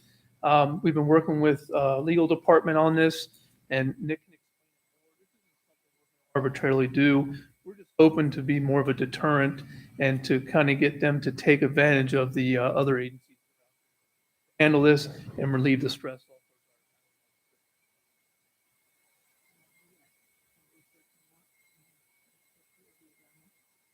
What a tough situation. I have no doubt that there's obviously people abusing this, and what an unfortunate situation, but you can't pre-charge them. You can't ask them for a credit card before you head out there because it might be an actual emergency.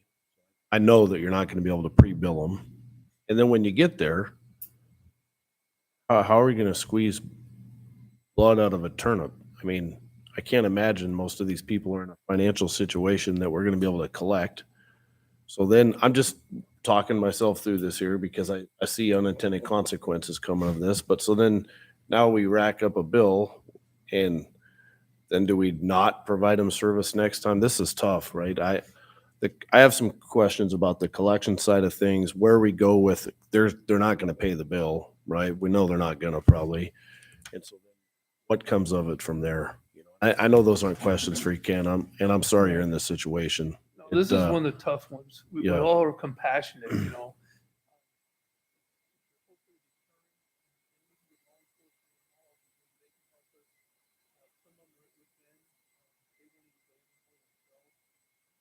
There are people that through law enforcement are allowed to dial 911. They have been fined.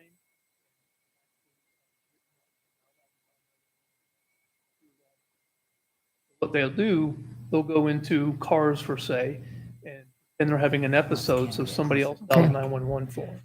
And can I have you either pull the mic forward or? Sorry, my Yes, that's- apology. So We're getting the high I guess sign I got here a from question Nick. for whoever feels they should answer it, whether it be our manager or Cheyenne. But what do we do when we get into a situation where we have a balance with folks and we can't collect?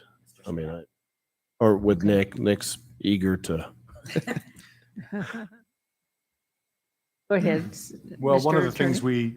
we do, and we lost after the virus attack, but it has since been rebuilt, and it's still being, we're still building a better mousetrap, is executing against people's PFD. So when you get a minor offense citation from the borough, right now, that's typically animal control, code compliance.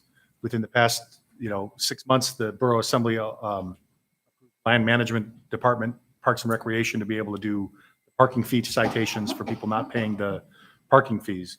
When you go to court and their judge, either you don't show up or you get found in violation, we have a system to execute against people's PFD. It's all computerized. We get a list of judges in court.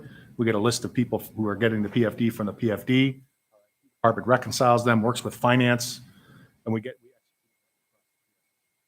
that's the first thing. The second thing is that if you're talking about long-term trying to help emergency services solve this problem, fine and collection of the fine in and of itself may not be the goal. The goal is to help emergency services not use these precious resources on non-emergency things. So down the line, we can then look at other things we could do potentially. Ben said, approach other service providers, and if we've got a few patients at least, then it's more to bring to other people, or potentially more to bring to a court system later.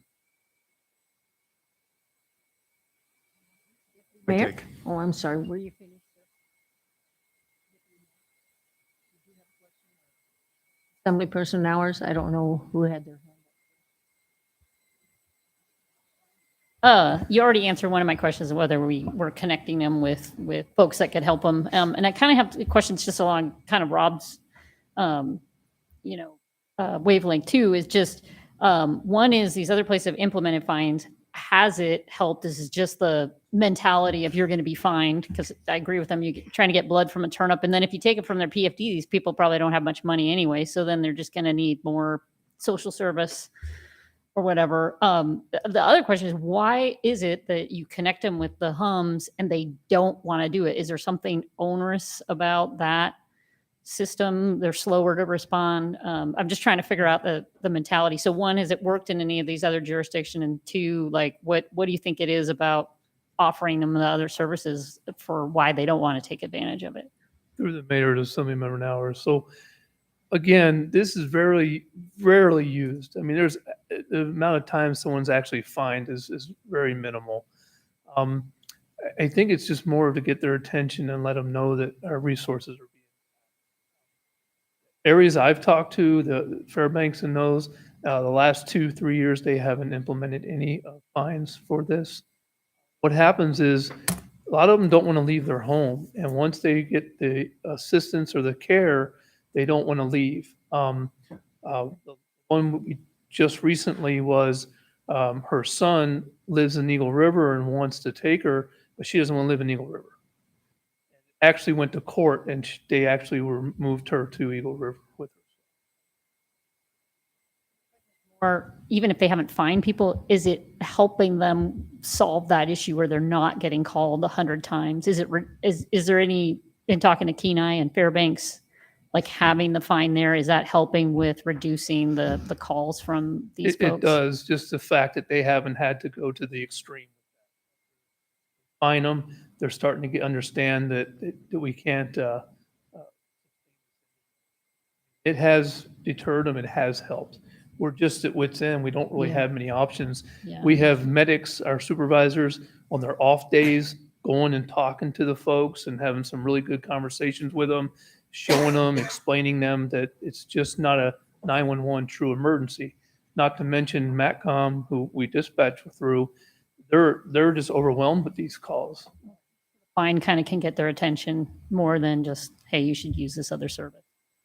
Hoping we never have to actually go through.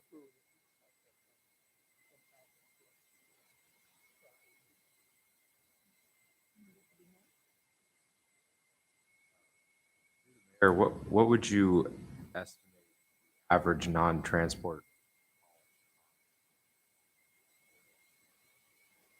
Mayor's Assembly member Sumner, that's a tough one.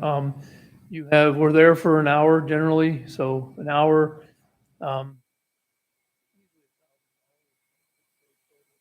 Looking at fuel, wear and tear, the response to it, maybe it's $300 to $500. I'm trying to think what our fee is for the ambulance when agencies like the car launching, we can't remember the fee of what we charge. It might be $350 maybe. I just don't have to look at the fee schedule. We have a set fee, so people that need an ambulance at an event, we charge by the hour for that. I'm guessing it's around $350. Yeah, the whole idea that you are out there responding to these calls that are, in my mind, nonsense, and then somebody has a real emergency and you don't have somebody ready to roll on that. Does that ever, that certainly could happen. Has it happened? It has happened. Oh my gosh, no, that's awful. Yeah. All right, that's all.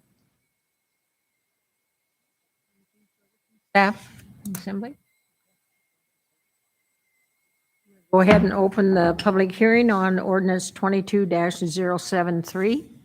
Is there anyone who'd like to address the Assembly on this ordinance? Have anybody? Last chance for anyone in the audience.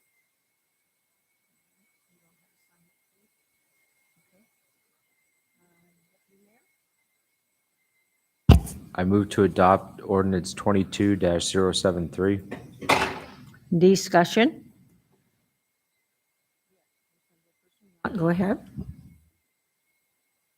I'd like to ask that you guys, you keep a log of when they call, right? You know exactly how many times addresses or phone numbers have called. So if we pass this tonight, and it looks like we may, but can you keep a log, and you're going to give them a warning or 2 warnings or 3, like you said, but can you guys please keep, I know it stinks. It's more work for you guys, and it's already time that you're wasting, but hey, we warned Joe on July 12th that moving him to the dinner table or changing his channel is not an emergency, and this is going to lead to a fine. Can we keep a log of that so that when we do eventually find him, and then also please communicate to them that you are going to have to pay this, because we will, like the attorney said, we're going to get a judgment and we're going to take this out of your PFD. The communication side of things, let them know. And I have a feeling if you guys do let them know that, then it'll probably cut down on this, and hopefully we don't have to fine anybody. But please keep a log of the warnings, and then, like I said, do communicate to them that this they will pay for it. It might be next year's dividend, but they're going to pay for it. That's all I got. Mayor Assemblyman Young, it's not difficult at all. We do keep a log. It's pulled up every morning. We have data. We track it. It's very simple for us to do that, and that's what we're doing. And it's not our goal to fine them.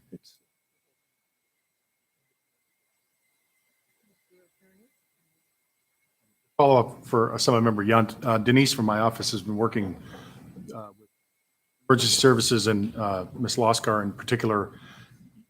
Or if any one of these is going to get charged, we're going to work very closely with EMS. We've already talked about it's going to be more than just 1 or 2 warnings. It's going to be probably 5, 6, 10.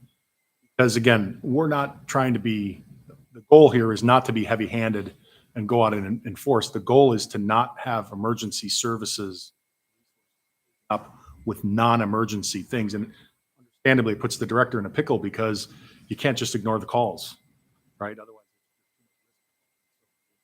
trying to help, preserve those resources so that they don't run out of ambulances when the calls. And nothing will get filed without coming through our office. Consulting probably with the manager as well, because we've never done this before, and it caused maybe a big deal. Thank you. And I actually think 5 or 6 or 10 times is too cautious. I'm totally fine with the 3rd time or whatever it may be. I just wanted to make sure that it was communicated to them. This, whether you pay it upon arrival or you pay it through your PFD next year, it is actual real money coming out of your pocket to waste our time. And so I don't think we should let it go to 5, 6, 10 times. I do think, it's good to warn them a few times and then put the line in the sand and put it in there hard, but just verbally communicate before is all I was asking. And I know you guys will. So thank you. Further discussion?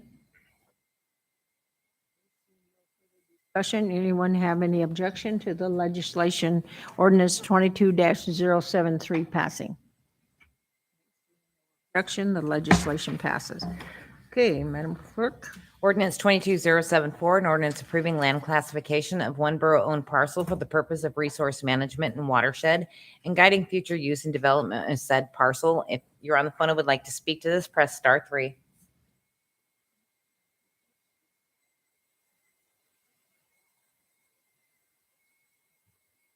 Good evening, Eric Phillips, Community Development Director.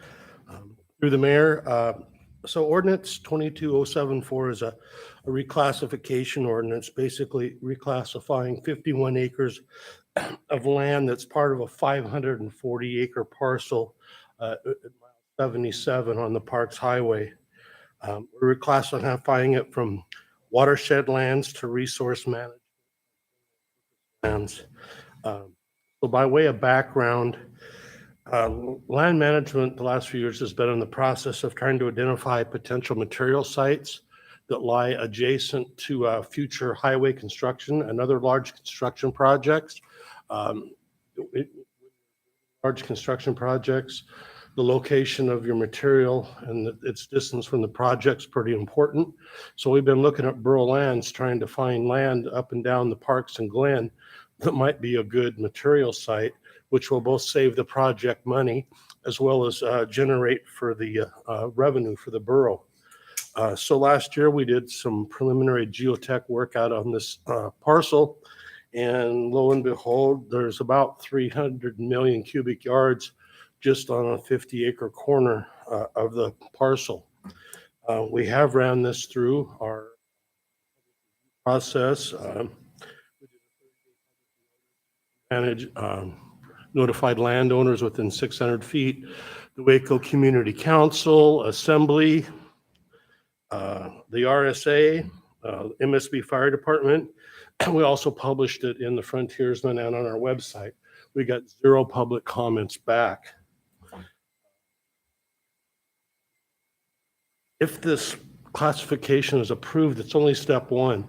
We'll still have to go through a conditional process and take it back through another public process, the Planning Commission guys again. So that, like I said, this is really step 1 in what's going to be similar to what we did with the Meadow Lakes project.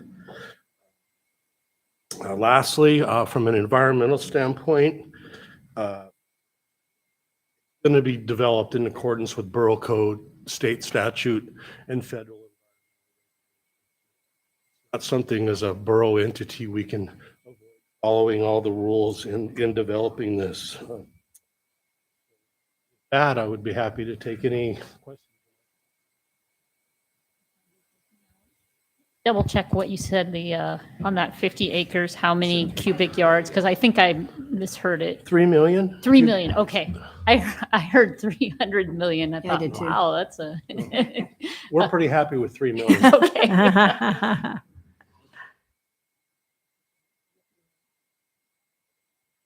Okay, all right. You were going to pile on, were you there? Assemblyman McKay. I had a question, on page 2 of 3, it's in letter I, it talks about 1.7 million cubic yards of clean gravel in the northwest 1/4. And then down in section 5, it says,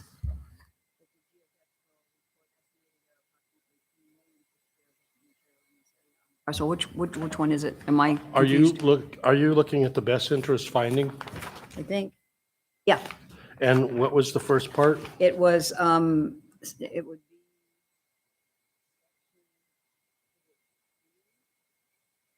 No, E, actually, I, sorry. It says where it says resources on page 2 of 3 of that particular document. It says there's approximately 1.7 million cubic yards of clean gravel in the northwest 1/4. You know, Then down below under it's V, where I just said 3 million. I'm sorry?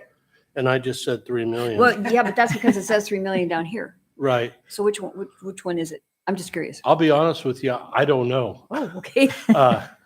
I thought it was 3 million cubic yards. I don't know where the 1.7 million. Because I was wondering if cubic you're going to go yards get it, came why from. not get all of it? Yeah.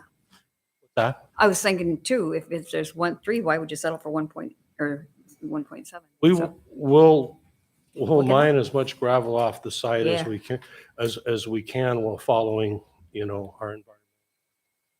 So Corps of Engineers, will they be involved at any point because But this is like I wetlands? said, we have to follow all Yeah. of our own borough regulations, state statute, as well as federal, including Corps of Yeah. Engineers. Okay, thanks.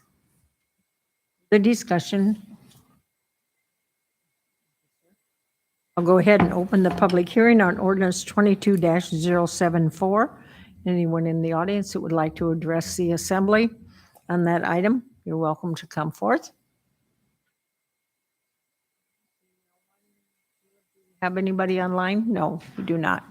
So come back here to the public. I will go ahead and close the public hearing. And Deputy Mayor. I move to adopt ordinance 22-074. Discussion? Objection? Legislation passes. Madam Clerk? Ordinance 22075, an ordinance accepting and appropriating $13,160.27 of revenues from fiscal year 2022 public donations to the Animal Care and Regulation operating budget for animal care supplies. If you're on the phone and would like to speak to this, press *3. Okay. Staff report, ma'am? Through the assembly, through the mayor to the assembly, Cheyenne Hindle Finance Director. Annually, we budget about $20,000 for donations. Once a year, we bring legislation to you, and sometimes have to appropriate anything in excess of that. Animal care facility can.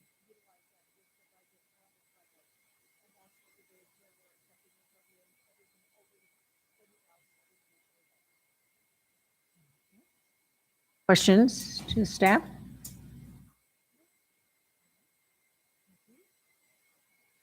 Go ahead and open the public hearing on ordinance 22-075.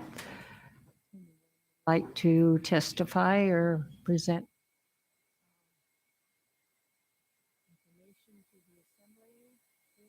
Anybody online? We're going to go ahead and close the public hearing. And Assembly Person now. I move to adopt ordinance 22-075. Okay. Discussion by the Assembly. Is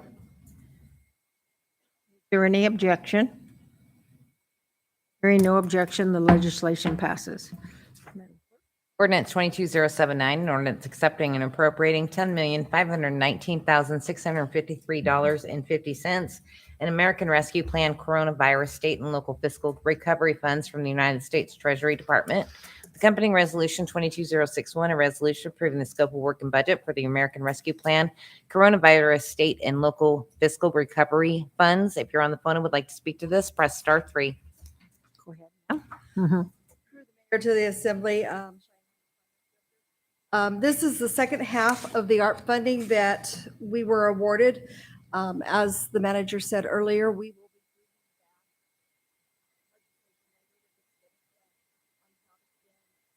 not only this $10 million, but the additional.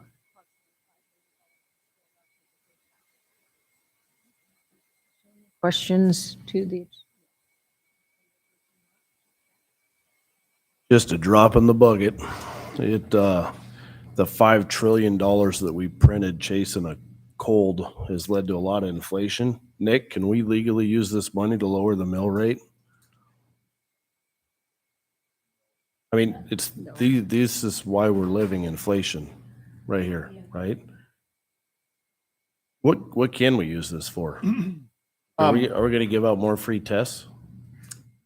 So about a year ago, I gave you guys a presentation. I still have it. I have a PowerPoint I can present. It's the second round of money. The first round was called the CARES Act. This is called ARP, right? So it's a little tighter than the CARES Act. These ARP funds can be used to respond to the coronavirus pandemic, to assist provide premium pay for essential workers. There was a portion of it that I think was already done. I defer to Cheyenne on this for revenue replacement. So for things like Talkeetna Water and Sewer, places that have sales taxes and consumption taxes. One big difference between this money and the ARP and the CARES money is this money can also be used for clean water and broadband infrastructure. Already approved water systems to school buildings. So there was a landfill equipment there's a resolution from earlier this year spending some of the money. No, generally speaking, you can't just say lower the mill rate. Treasury Department has issued hundreds of pages of guidance on this. Whenever a proposed project comes through, the finance director and I talk to make sure that it fits. Thank you. Yeah, thank you. Since we can't lower the taxes with it, then I'll wait to see what staff proposes. I know you guys are amazing. I'm sure you'll figure out something that benefits our taxpayers. It's nobody's fault here that this just keeps happening, but incoming. We are all paying for it with inflation, so I was hopeful that we could just. They don't let me make those decisions. Good thing. Mayor, to the Assembly. So one of the things we're looking at is the application of this to different projects in the landfill to avert having to take on additional DEC that would then add on to your fee structure and affect all residents across the borough. So it's kind of another way to get there. The reason we held off on the spending plan is because we had a special meeting on August 2nd to talk about the landfill so we can get some Assembly, and then we'll bring legislation back with a recommendation for how to actually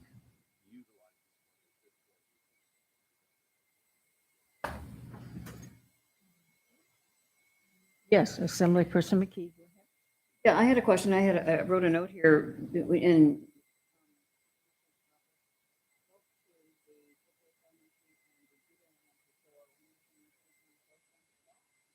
Yes, and I believe those were the previously appropriated on the first half money that we got.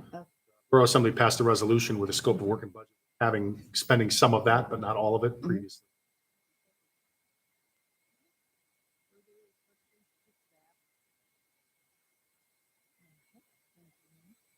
I'm going to go ahead and open the public hearing on ordinance 22-079. Blake would like to present assembly. Do we have anyone online? No? Okay. Come forth. I'm going to close the public hearing. Deputy Mayor. I move to adopt ordinance 22-079 and resolution 22-061. Discussion by the assembly. Objection. Oh, I'm sorry, sir. Go ahead. I might point out that this money can be used for public water projects, and I heard 2 assembly members mention extending water down the corridors between Wasilla and Palmer. So perhaps that might be something we should look into, since there's $15 million that could be used for water projects. And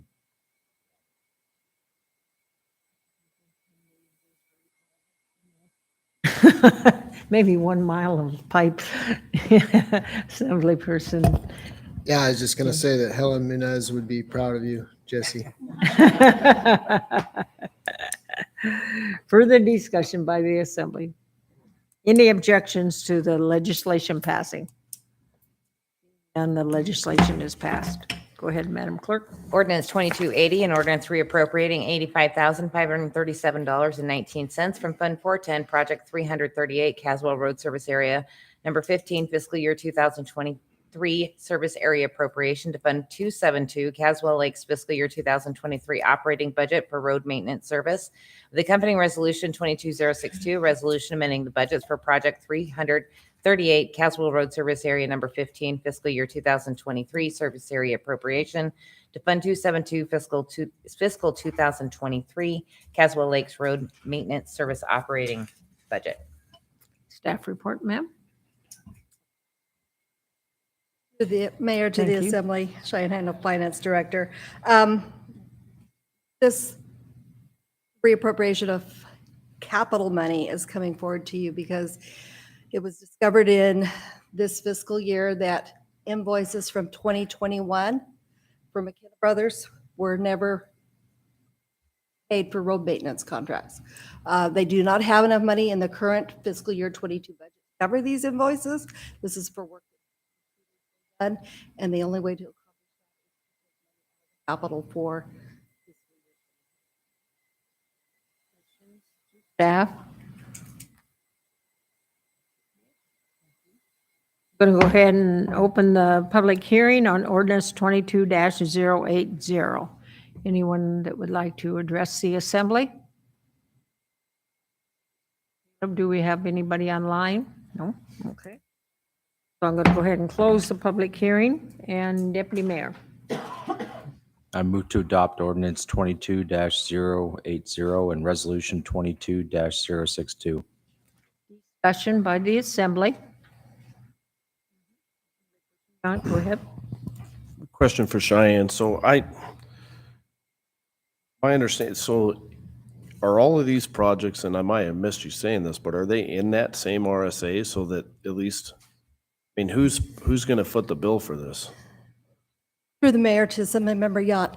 The project money that we're tapping into is specifically that RSA's capital money. All right, I'm sorry, I missed that part. Thank you. The discussion by the assembly. Is there any objection to the legislation? Seeing none, the legislation passes. The next item is audience participation, and we have a sign-in sheet, so we will go start on the sign-in sheet. We'll call for those people to testify first, but if you miss signing in and you still want to testify, you're welcome to. So the first person under audience participation that signed in is Donna DeFusco. Sorry. And if I can get you to turn the mic back on, it got turned off.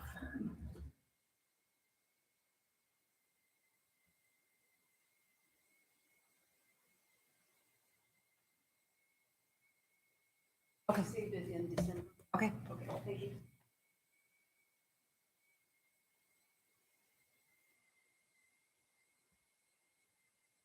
Good evening. My name is Donna DeFusco.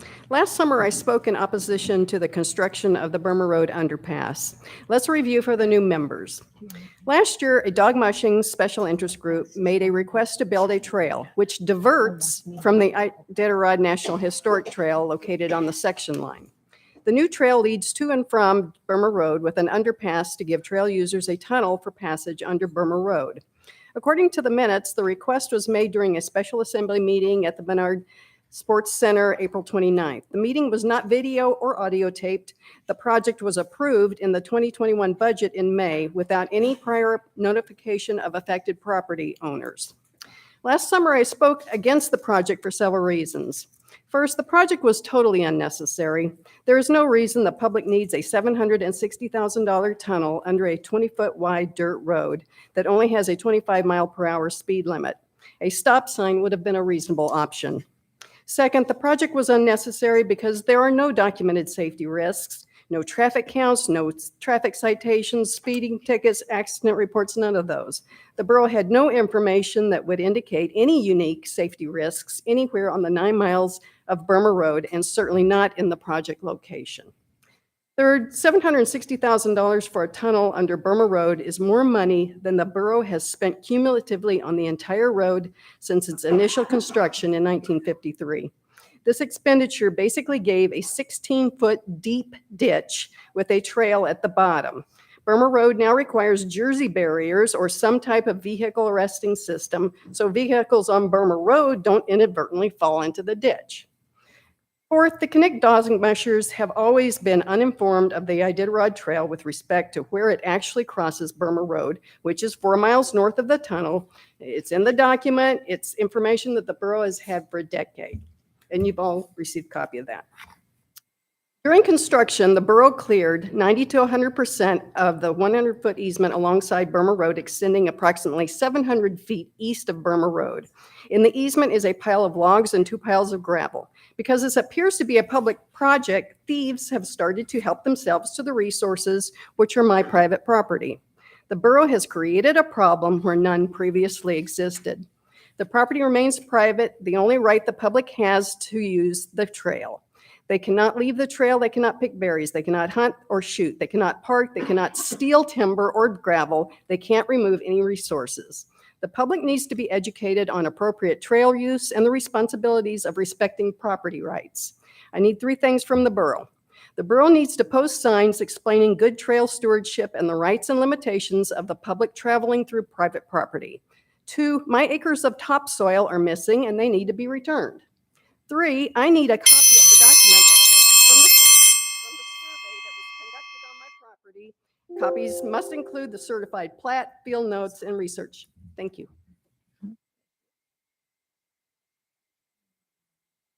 Dixon? Kelly? Dixon? Right, because they already testified. Yeah, okay, thank you.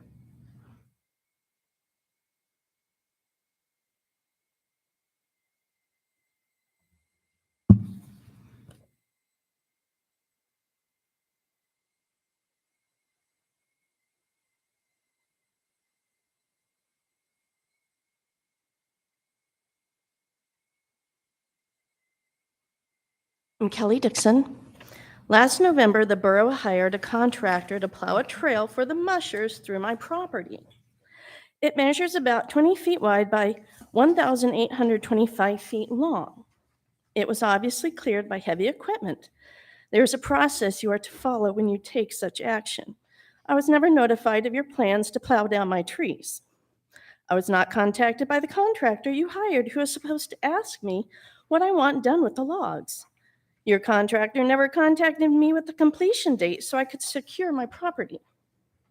It appears that the trees were chipped and now cover the trail. A cord of mixed spruce and birch sells for around $250 in the valley, with birch only selling for $300 per cord. My property is heavily timbered, and 1,825 feet divided by every 10 feet to make a cord of wood is 182.5 cords. At $250 per cord, that is $45,625 in lost assets due to the borough denying me due process. I am requesting reimbursement for the cord wood. I would also like the chipped wood to be removed from the trail. It should be a dirt-only trail. The map I'm sharing with you is the Alaska Road Commission map of Mount McKinley District. The Alaska Road Commission was a federal entity. This map is federal evidence by the entity that created what is now known as the Iditarod Trail. The map spans the years from 1951 to 57 and shows one trail connecting to Susitna. It crosses Fish Creek, Goose Creek, Stephen Lake, the Little Susitna River, Fish Creek, Soup Creek, and then arrives in Susitna.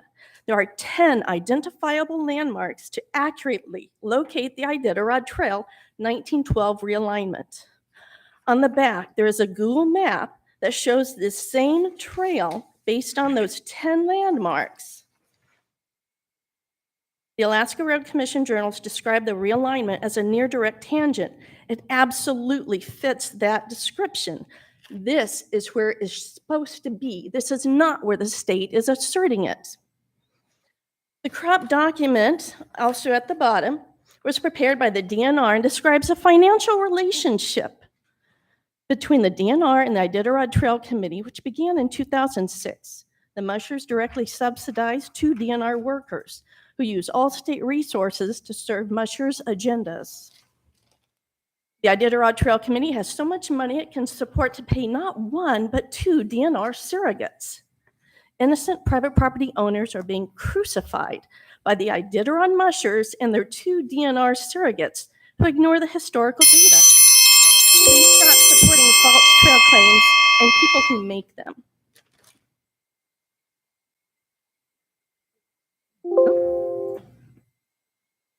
Next is Richard Stoffel, but I think I saw him leave. The next is Jim Stocker.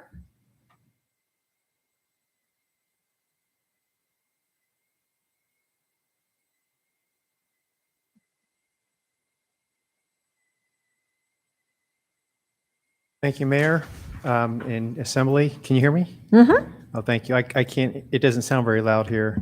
Okay. For the record, my name is Jim Stocker. Stocker. And just to put you all at ease, that is spelled Stocker, not Stlaker. The reason I'm here before the Assembly tonight is something that I've been discussing and been here in front of the Assembly for the past on and off 15 or 20 years. I'm going to talk about something that somebody spoke about earlier, and it's about dust. We have a very severe dust problem on the road that I live on. If I go back 40 years, in 1982, I built my home at the end of Republican Way. At that time, there was only 3 houses on the road. Today, there's in excess of 36. There's over 60 lots.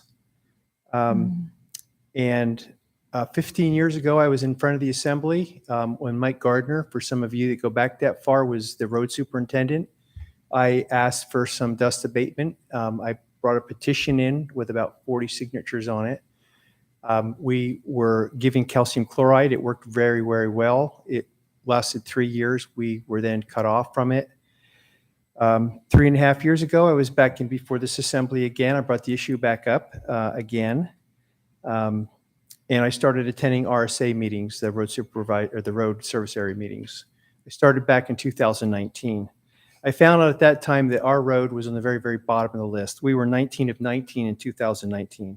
In 2020, we were 17 of 17. In 2021, I believe we were 17. 2022, we're 14, but I don't know if we're 14 of 14 or 14 of 17. Bottom line is, we're always at the bottom, bouncing around. And even though our taxes are going up, more and more people are moving in, more subdivisions are being built. There's nothing in any of the upcoming subdivisions that call for any type of dust. Last Thursday, I was in front of the Plating Commission. They're bringing in 21 new lots, or they have approved 21 new lots at the very end of Republican Way. And then it gets even more complicated because they're going to, from what I've talked to the engineers and the way it looks on the map, is they're going to add Colony Fields South and Colony Fields North into that and drop it right into Republican Way, which will be over 100 more homes.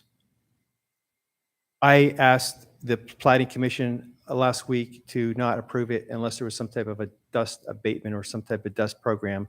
That I didn't expect to work, but we're here now. So basically, I'm trying to figure out what I'm doing wrong, where we're going wrong.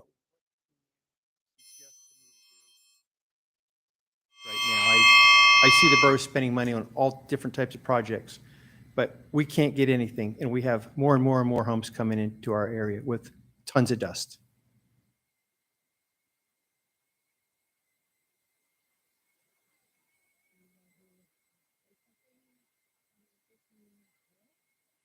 We are in Area. Tim Hale's district, RSA road service area number 26. Yeah, if you'd like to get together after the meeting, I do have some ideas I could help you out with.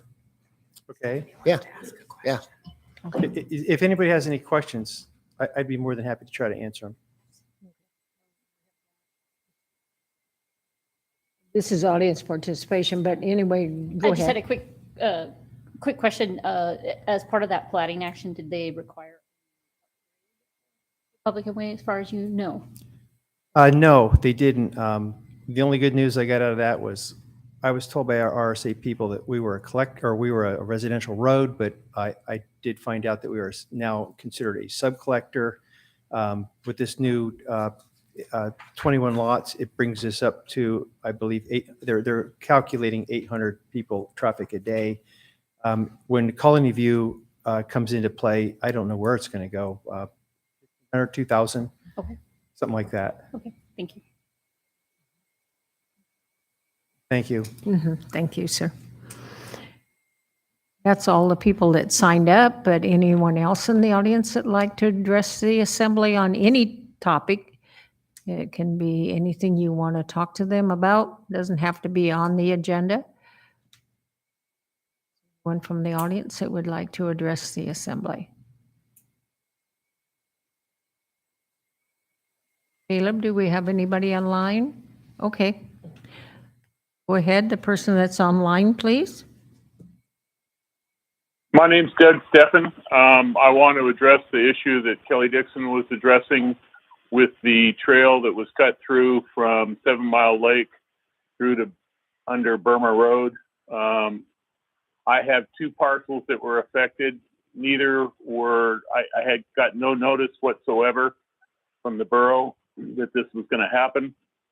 It's devalued my property, and I'd like to get made whole again or have the thing closed off, one or the other.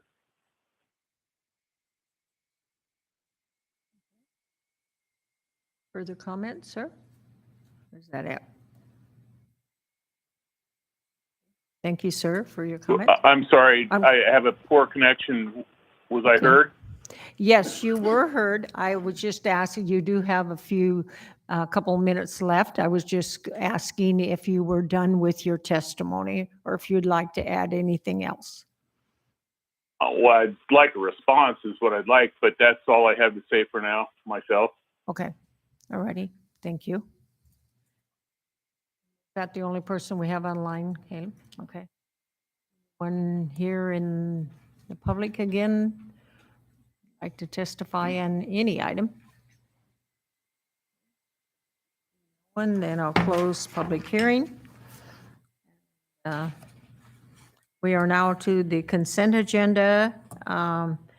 We did pull one item earlier. Does anybody else have any other items to pull off the consent agenda before we proceed? AM 22046, requesting approval to increase the single project limit amount of $150,000 for the engineering and survey service contracts with HDL Engineering Consultants, LLC, Lounsbury and Associates, and Stantec Consulting Services, Incorporated. AM 22075, approval of contract amendment number 2 to contract number 2142P with Kinney Engineering, LLC, in the amount of $33,866.33 for additional construction administrative support services. AM 22076, award of proposal number 22104P to Dow LLC in the contract amount of $206,758 to design school pedestrian pathways. AM 22077, authorizing the manager to enter into a grant agreement for fiscal year 2023 with Valley Community for Recycling Solutions in the amount of $150,000. AM 22078, award of proposal number 2290PA to CRW Engineering Group, LLC, in the contract amount of $727,539 to design upgrades and extension of Texel Drive. AM 22079, awarded bid number 22149B to Bering Marine Corporation in the contract amount of $1,247,400 to purchase sodium chloride. AM 2280, eliminate a portion of the 15-foot wide utility easement adjacent to South Revere Street and replace with a 15-foot wide utility easement around the permanent cul-de-sac of South Revere Street. Eliminate 3 30-foot wide drainage easements, one north-south on the west boundary of Tract A3, Colonial Fields Park, Phase 3. A portion of a 30-foot wide east to west drainage easement south of the cul-de-sac of South Revere Street. A portion of the 30-foot wide east to west drainage easement near the west boundary of Tract A3, Colonial Fields Phase 3, located in Section 34, Township 17 North, Range 2 East, Seward Meridian. AM 22081 081, award of proposal number 22136P to Lounsbury and Associates in the contract amount of $116,352 to design road improvements for the Birch Harbor Estates subdivision. AM 22082, awarded bid number 22114B to Tutka LLC in the contract amount of $651,457.98 to repair Port McKenzie area roads. AM 22083, awarded bid number 22150B to Dirt Works in the contract amount of $858,479 for O'Brien Creek Fish Passage improvements. AM 22084, awarded bid number 22139B A to Ficklin Construction LLC in the contract amount of $336,900 for Big Lake Elementary School water system upgrade. AM 22085, awarded bid number 22139B to Dirt Works Incorporated in the contract amount of $584,200 for Butte Elementary School water system upgrade. AM 22086, award of proposal number 22152B to Eagle View in the contract amount of $167,700 to collect high resolution oblique and ortho aerial imagery in the Lake Louise area. AM 22087, approval of the cost relocating utilities to the Matanuska Telephone Association in the amount of $216,801.24 for Cormorant Way. AM 22088, approve the cost of relocating utilities to Matanuska Telephone Association in the amount of $444,812.73 for Bel Air Estates. AM 22089, acceptance of late filed and retroactive senior citizen and disabled veteran exemption applications. AM 2290, awarded bid number 22156B to Northern Asphalt Construction in the contract amount of $660,710 to approve the West Silver Drive and North Sasbo Bluff Loop. AM 22091, awarded proposal number 22104A to Kinney Engineering in the contract amount of $218,412 to design a pathway adjacent to 49th State Street. And AM 22092, award of proposal number 22143P to the Botte Company in the contract amount of $158,115 to design upgrades to Willowa Way, Kodiak Drive, and Helen Lane. To approve the consent agenda as read into the record by the clerk. Is there any objection? Hearing none, then the consent agenda has been approved. And Madam Clerk? AM 22093, approval of the leave accrual rate of 9.6919 per pay period for the Public Works Director, and this was pulled by Assemblymember McKee.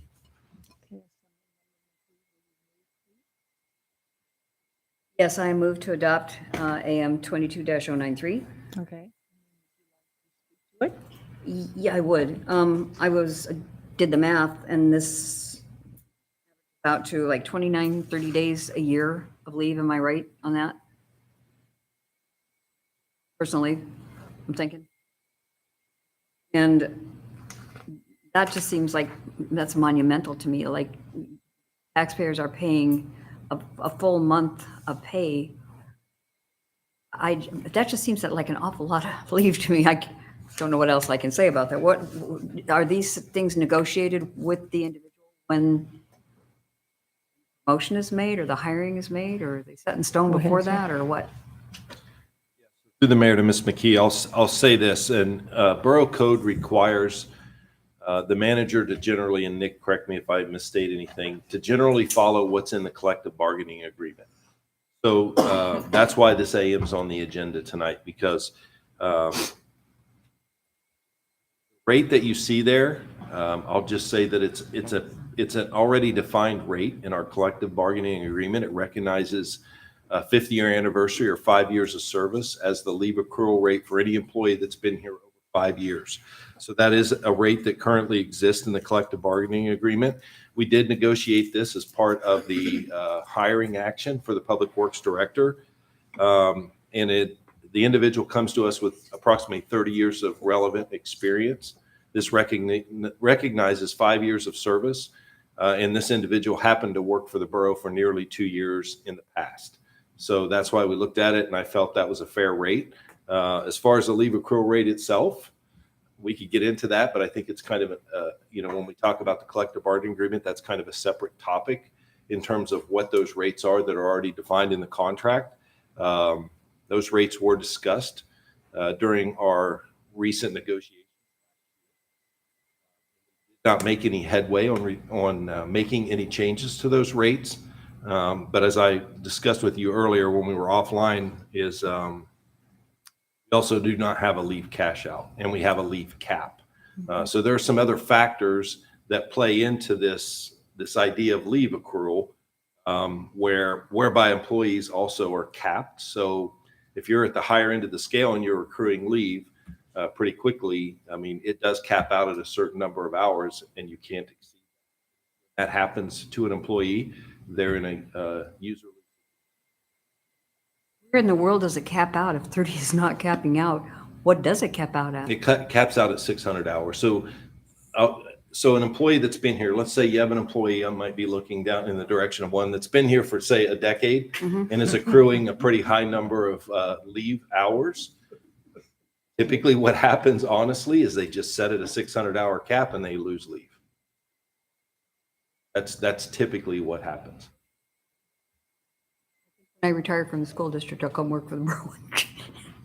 I just have to say that just stunned me. I had no idea that there was leave like that. What's the salary for this position, base salary?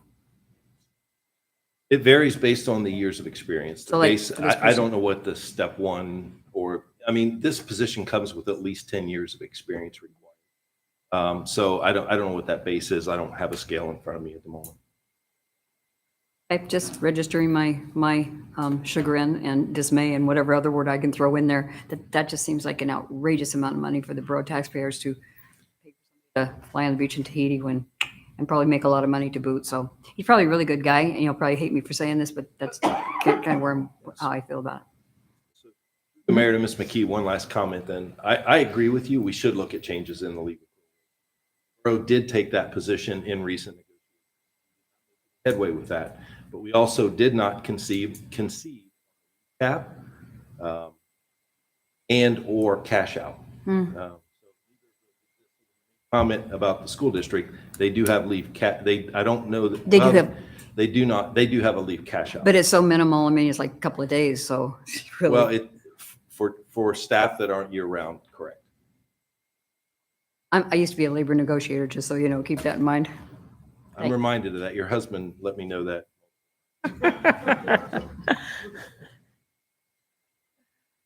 Any further discussion on AM 22-093? Any objection to it passing? Yes, I object. Okay, Madam Clerk, then If I can get the members to go ahead and vote. Madam Mayor, and passed with Assemblymember McKee opposed. Okay, thank you. The next item on our agenda is unfinished business, and It is AM 22074. Awarded bid number 22145B to Western Construction and Equipment in the contract amount not to exceed $1,780,210 per year for the manufacture of sand chips and fill. okay. Ed, sir? Okay, thank you. Through the mayor to the assembly. We're going to pick up from where we were 2 weeks ago on this.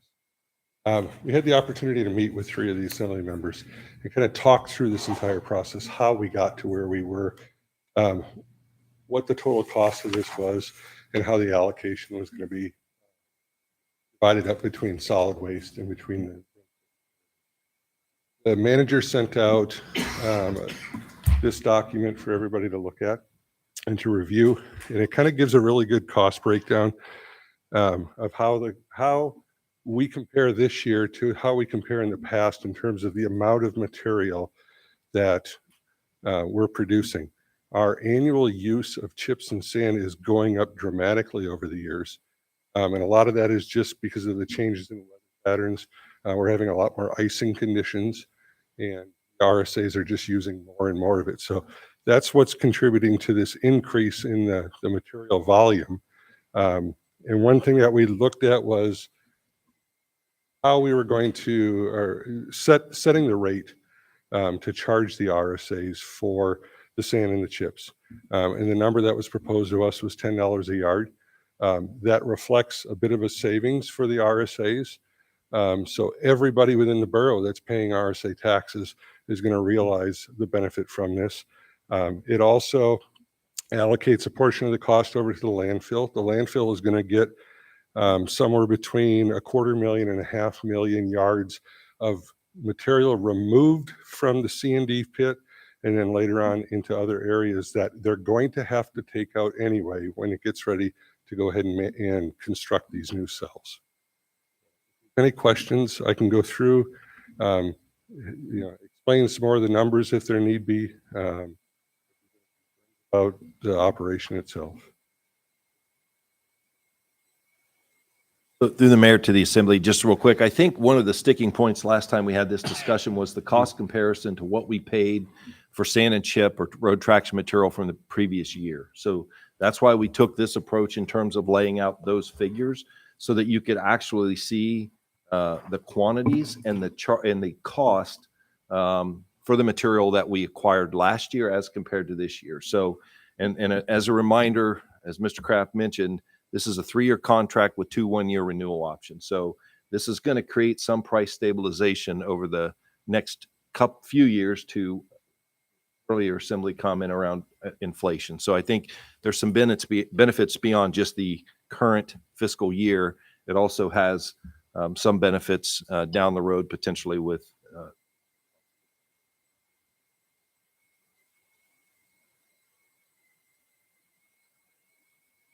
All right.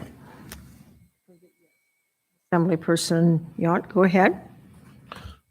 I can't tell you how excited I am about this. I think in the grand scheme of things, we paid an average of $14.95 a cubic yard last year. We're going to be able to do this at 10 now going forward for the next 3 years.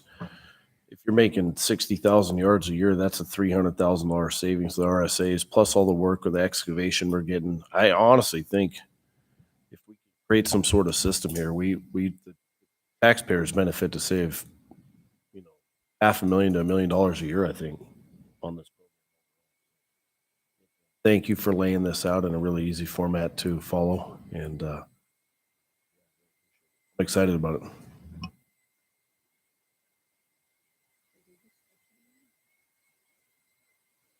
Is there any objections to passing the main motion?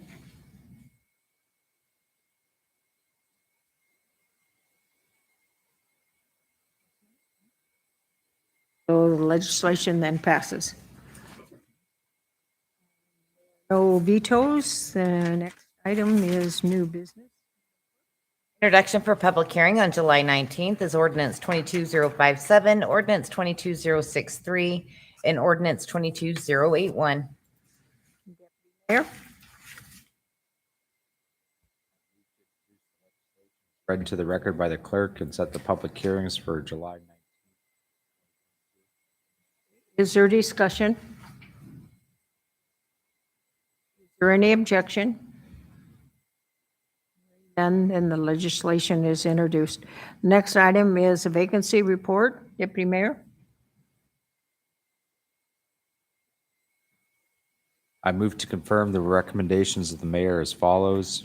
Road Service Area Task Force, Gary Foster as chair, Darren Zimmer as vice chair, resignation of Jedediah Cox, resignation of Pat Daniels, Steve Edwards from alternate position to member 1, Fairview RSA number 14, resignation of Brian Swanson, Terrence.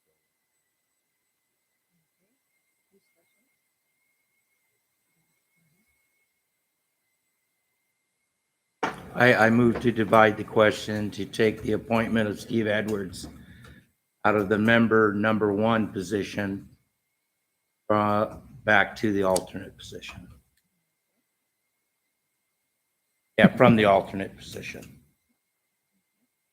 Discussion on that amendment? Yes, Stephanie Nowers, go ahead. Just to clarify, are we dividing the question so we're taking the Steve Edwards appointment separately? Okay. Yes. Mhm. Discussion on the divide the question. Objection, then the question is divided, so now we vote on. Segment Portion. 1 would be all the rest of the vacancy without Mr. Edwards. Okay. Discussion on all of the other vacancies without discussion of Steve Edwards from the alternate to. Okay, is there any objection? None. And now we have before you the separate question of leaving Steve Edwards in the alternate position and not moving him to the task force primary.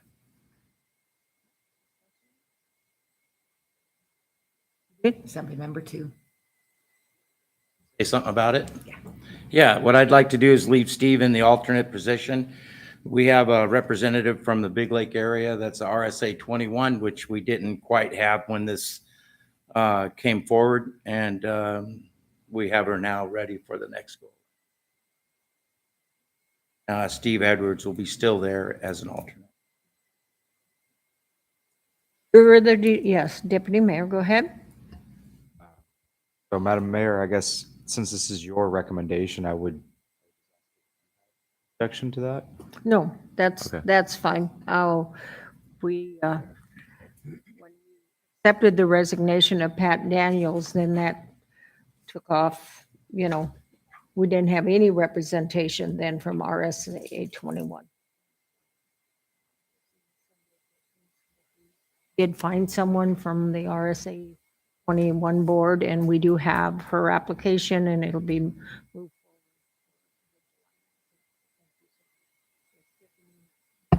Assembly person. So 2 clarifying questions. So with the resignations, there's nobody from RSA 21 sitting on the task Right, force now? as once. Or from the Big Lake area?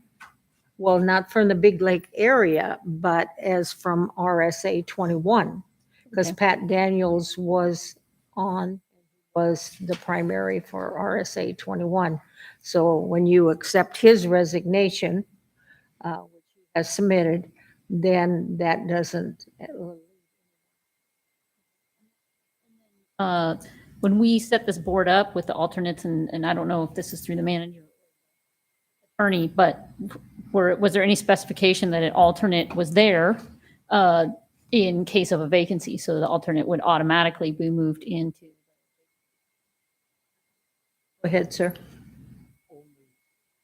So not for permanent appointment, only at a meeting. So if only 4 members show up to a meeting, alternates is there. Alternate 1 would have first pick at city. Not to slide over at that still needs a mayoral appointment. Further discussion? Is there any objection?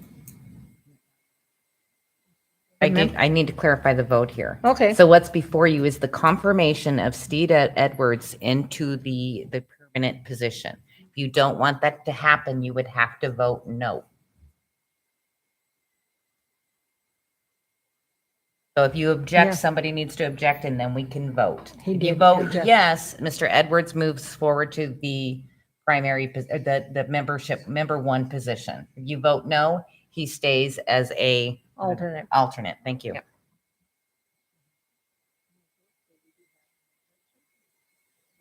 Oh, Everybody to vote. Madam Mayor, it failed unanimously. okay, thank you. So vacancy report has been approved as amended. There is no other new business, but there is a referral. Ordinance 22083, an ordinance repealing MSB 1706 electrical generating and delivery facility in its entirety. Deputy Mayor? I move to refer ordinance 22-083 to the planning commission for 90 days. Discussion on the referral. Is there any objection to the referral? Hearing no objection, the legislation has been referred to the Planning Commission. There are no reconsiderations. We are now to the point of Assembly staff and mayor comments. Mr. Attorney, start with you. Additional comments, sir? No comment. Okay, Assemblyperson McKee, comments? No comment. Okay, Assemblyperson Oak. I'd say we had a great evening. We pushed a lot of projects out. I'm excited for that. And then the gentleman came in and talked about the calcium. I think you did the right thing just coming and talking about it. And I'm sure that, you know, your assembly person can help you. I did quite a bit of it up in Big Lake, and I did it again last year, and I did it again this year. And then this $85,000 that we had to mess with up there at Caswell Lakes because we didn't pay a contractor a year ago for what they did. Mm-hmm. I got a problem with that. Obviously, you owed it to them, you got to pay them, but really $85,000? I mean, I think that's kind of like somebody should be getting in trouble about that. But all my comments, and then thank you guys for helping me with the appointment. Happy solstice.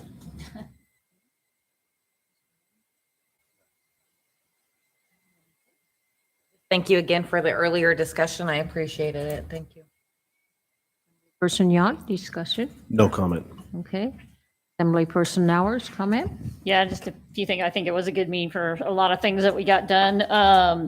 I just wanted to compliment the staff again on the solution that was arrived at the landfill with the sand and chip. That was a lot of different elements going on there that we combined to find a solution. I just think it's just a good example of work that went into it and finding a solution that helps us in a lot of different ways.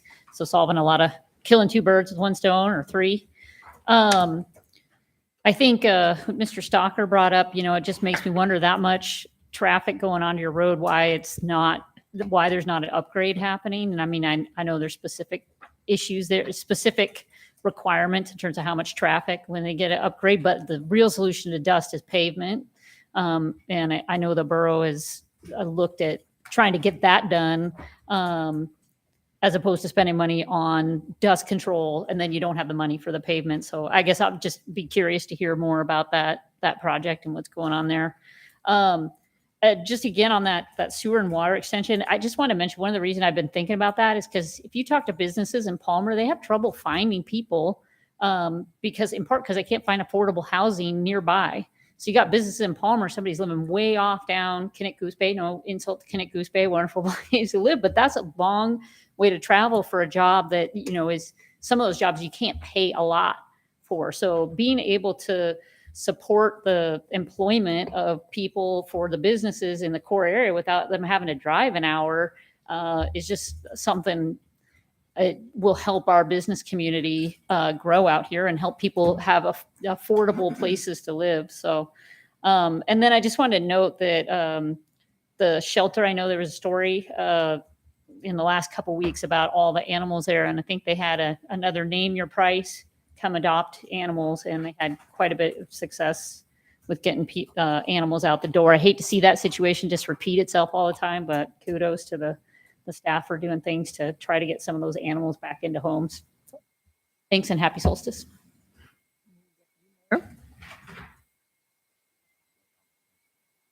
Okay. Earlier this week, I did do a ride along with EMS for 3.5 hours or so, and that was very beneficial. And I'm sure that offer to anybody on the assembly if they wanted to. It's a busy time out there and a much needed service, and some capital projects, monies, you know, as long as the vetoes hold from the state as well as from our own. So anyway, so with that, I will adjourn the meeting at 8:31. Okay,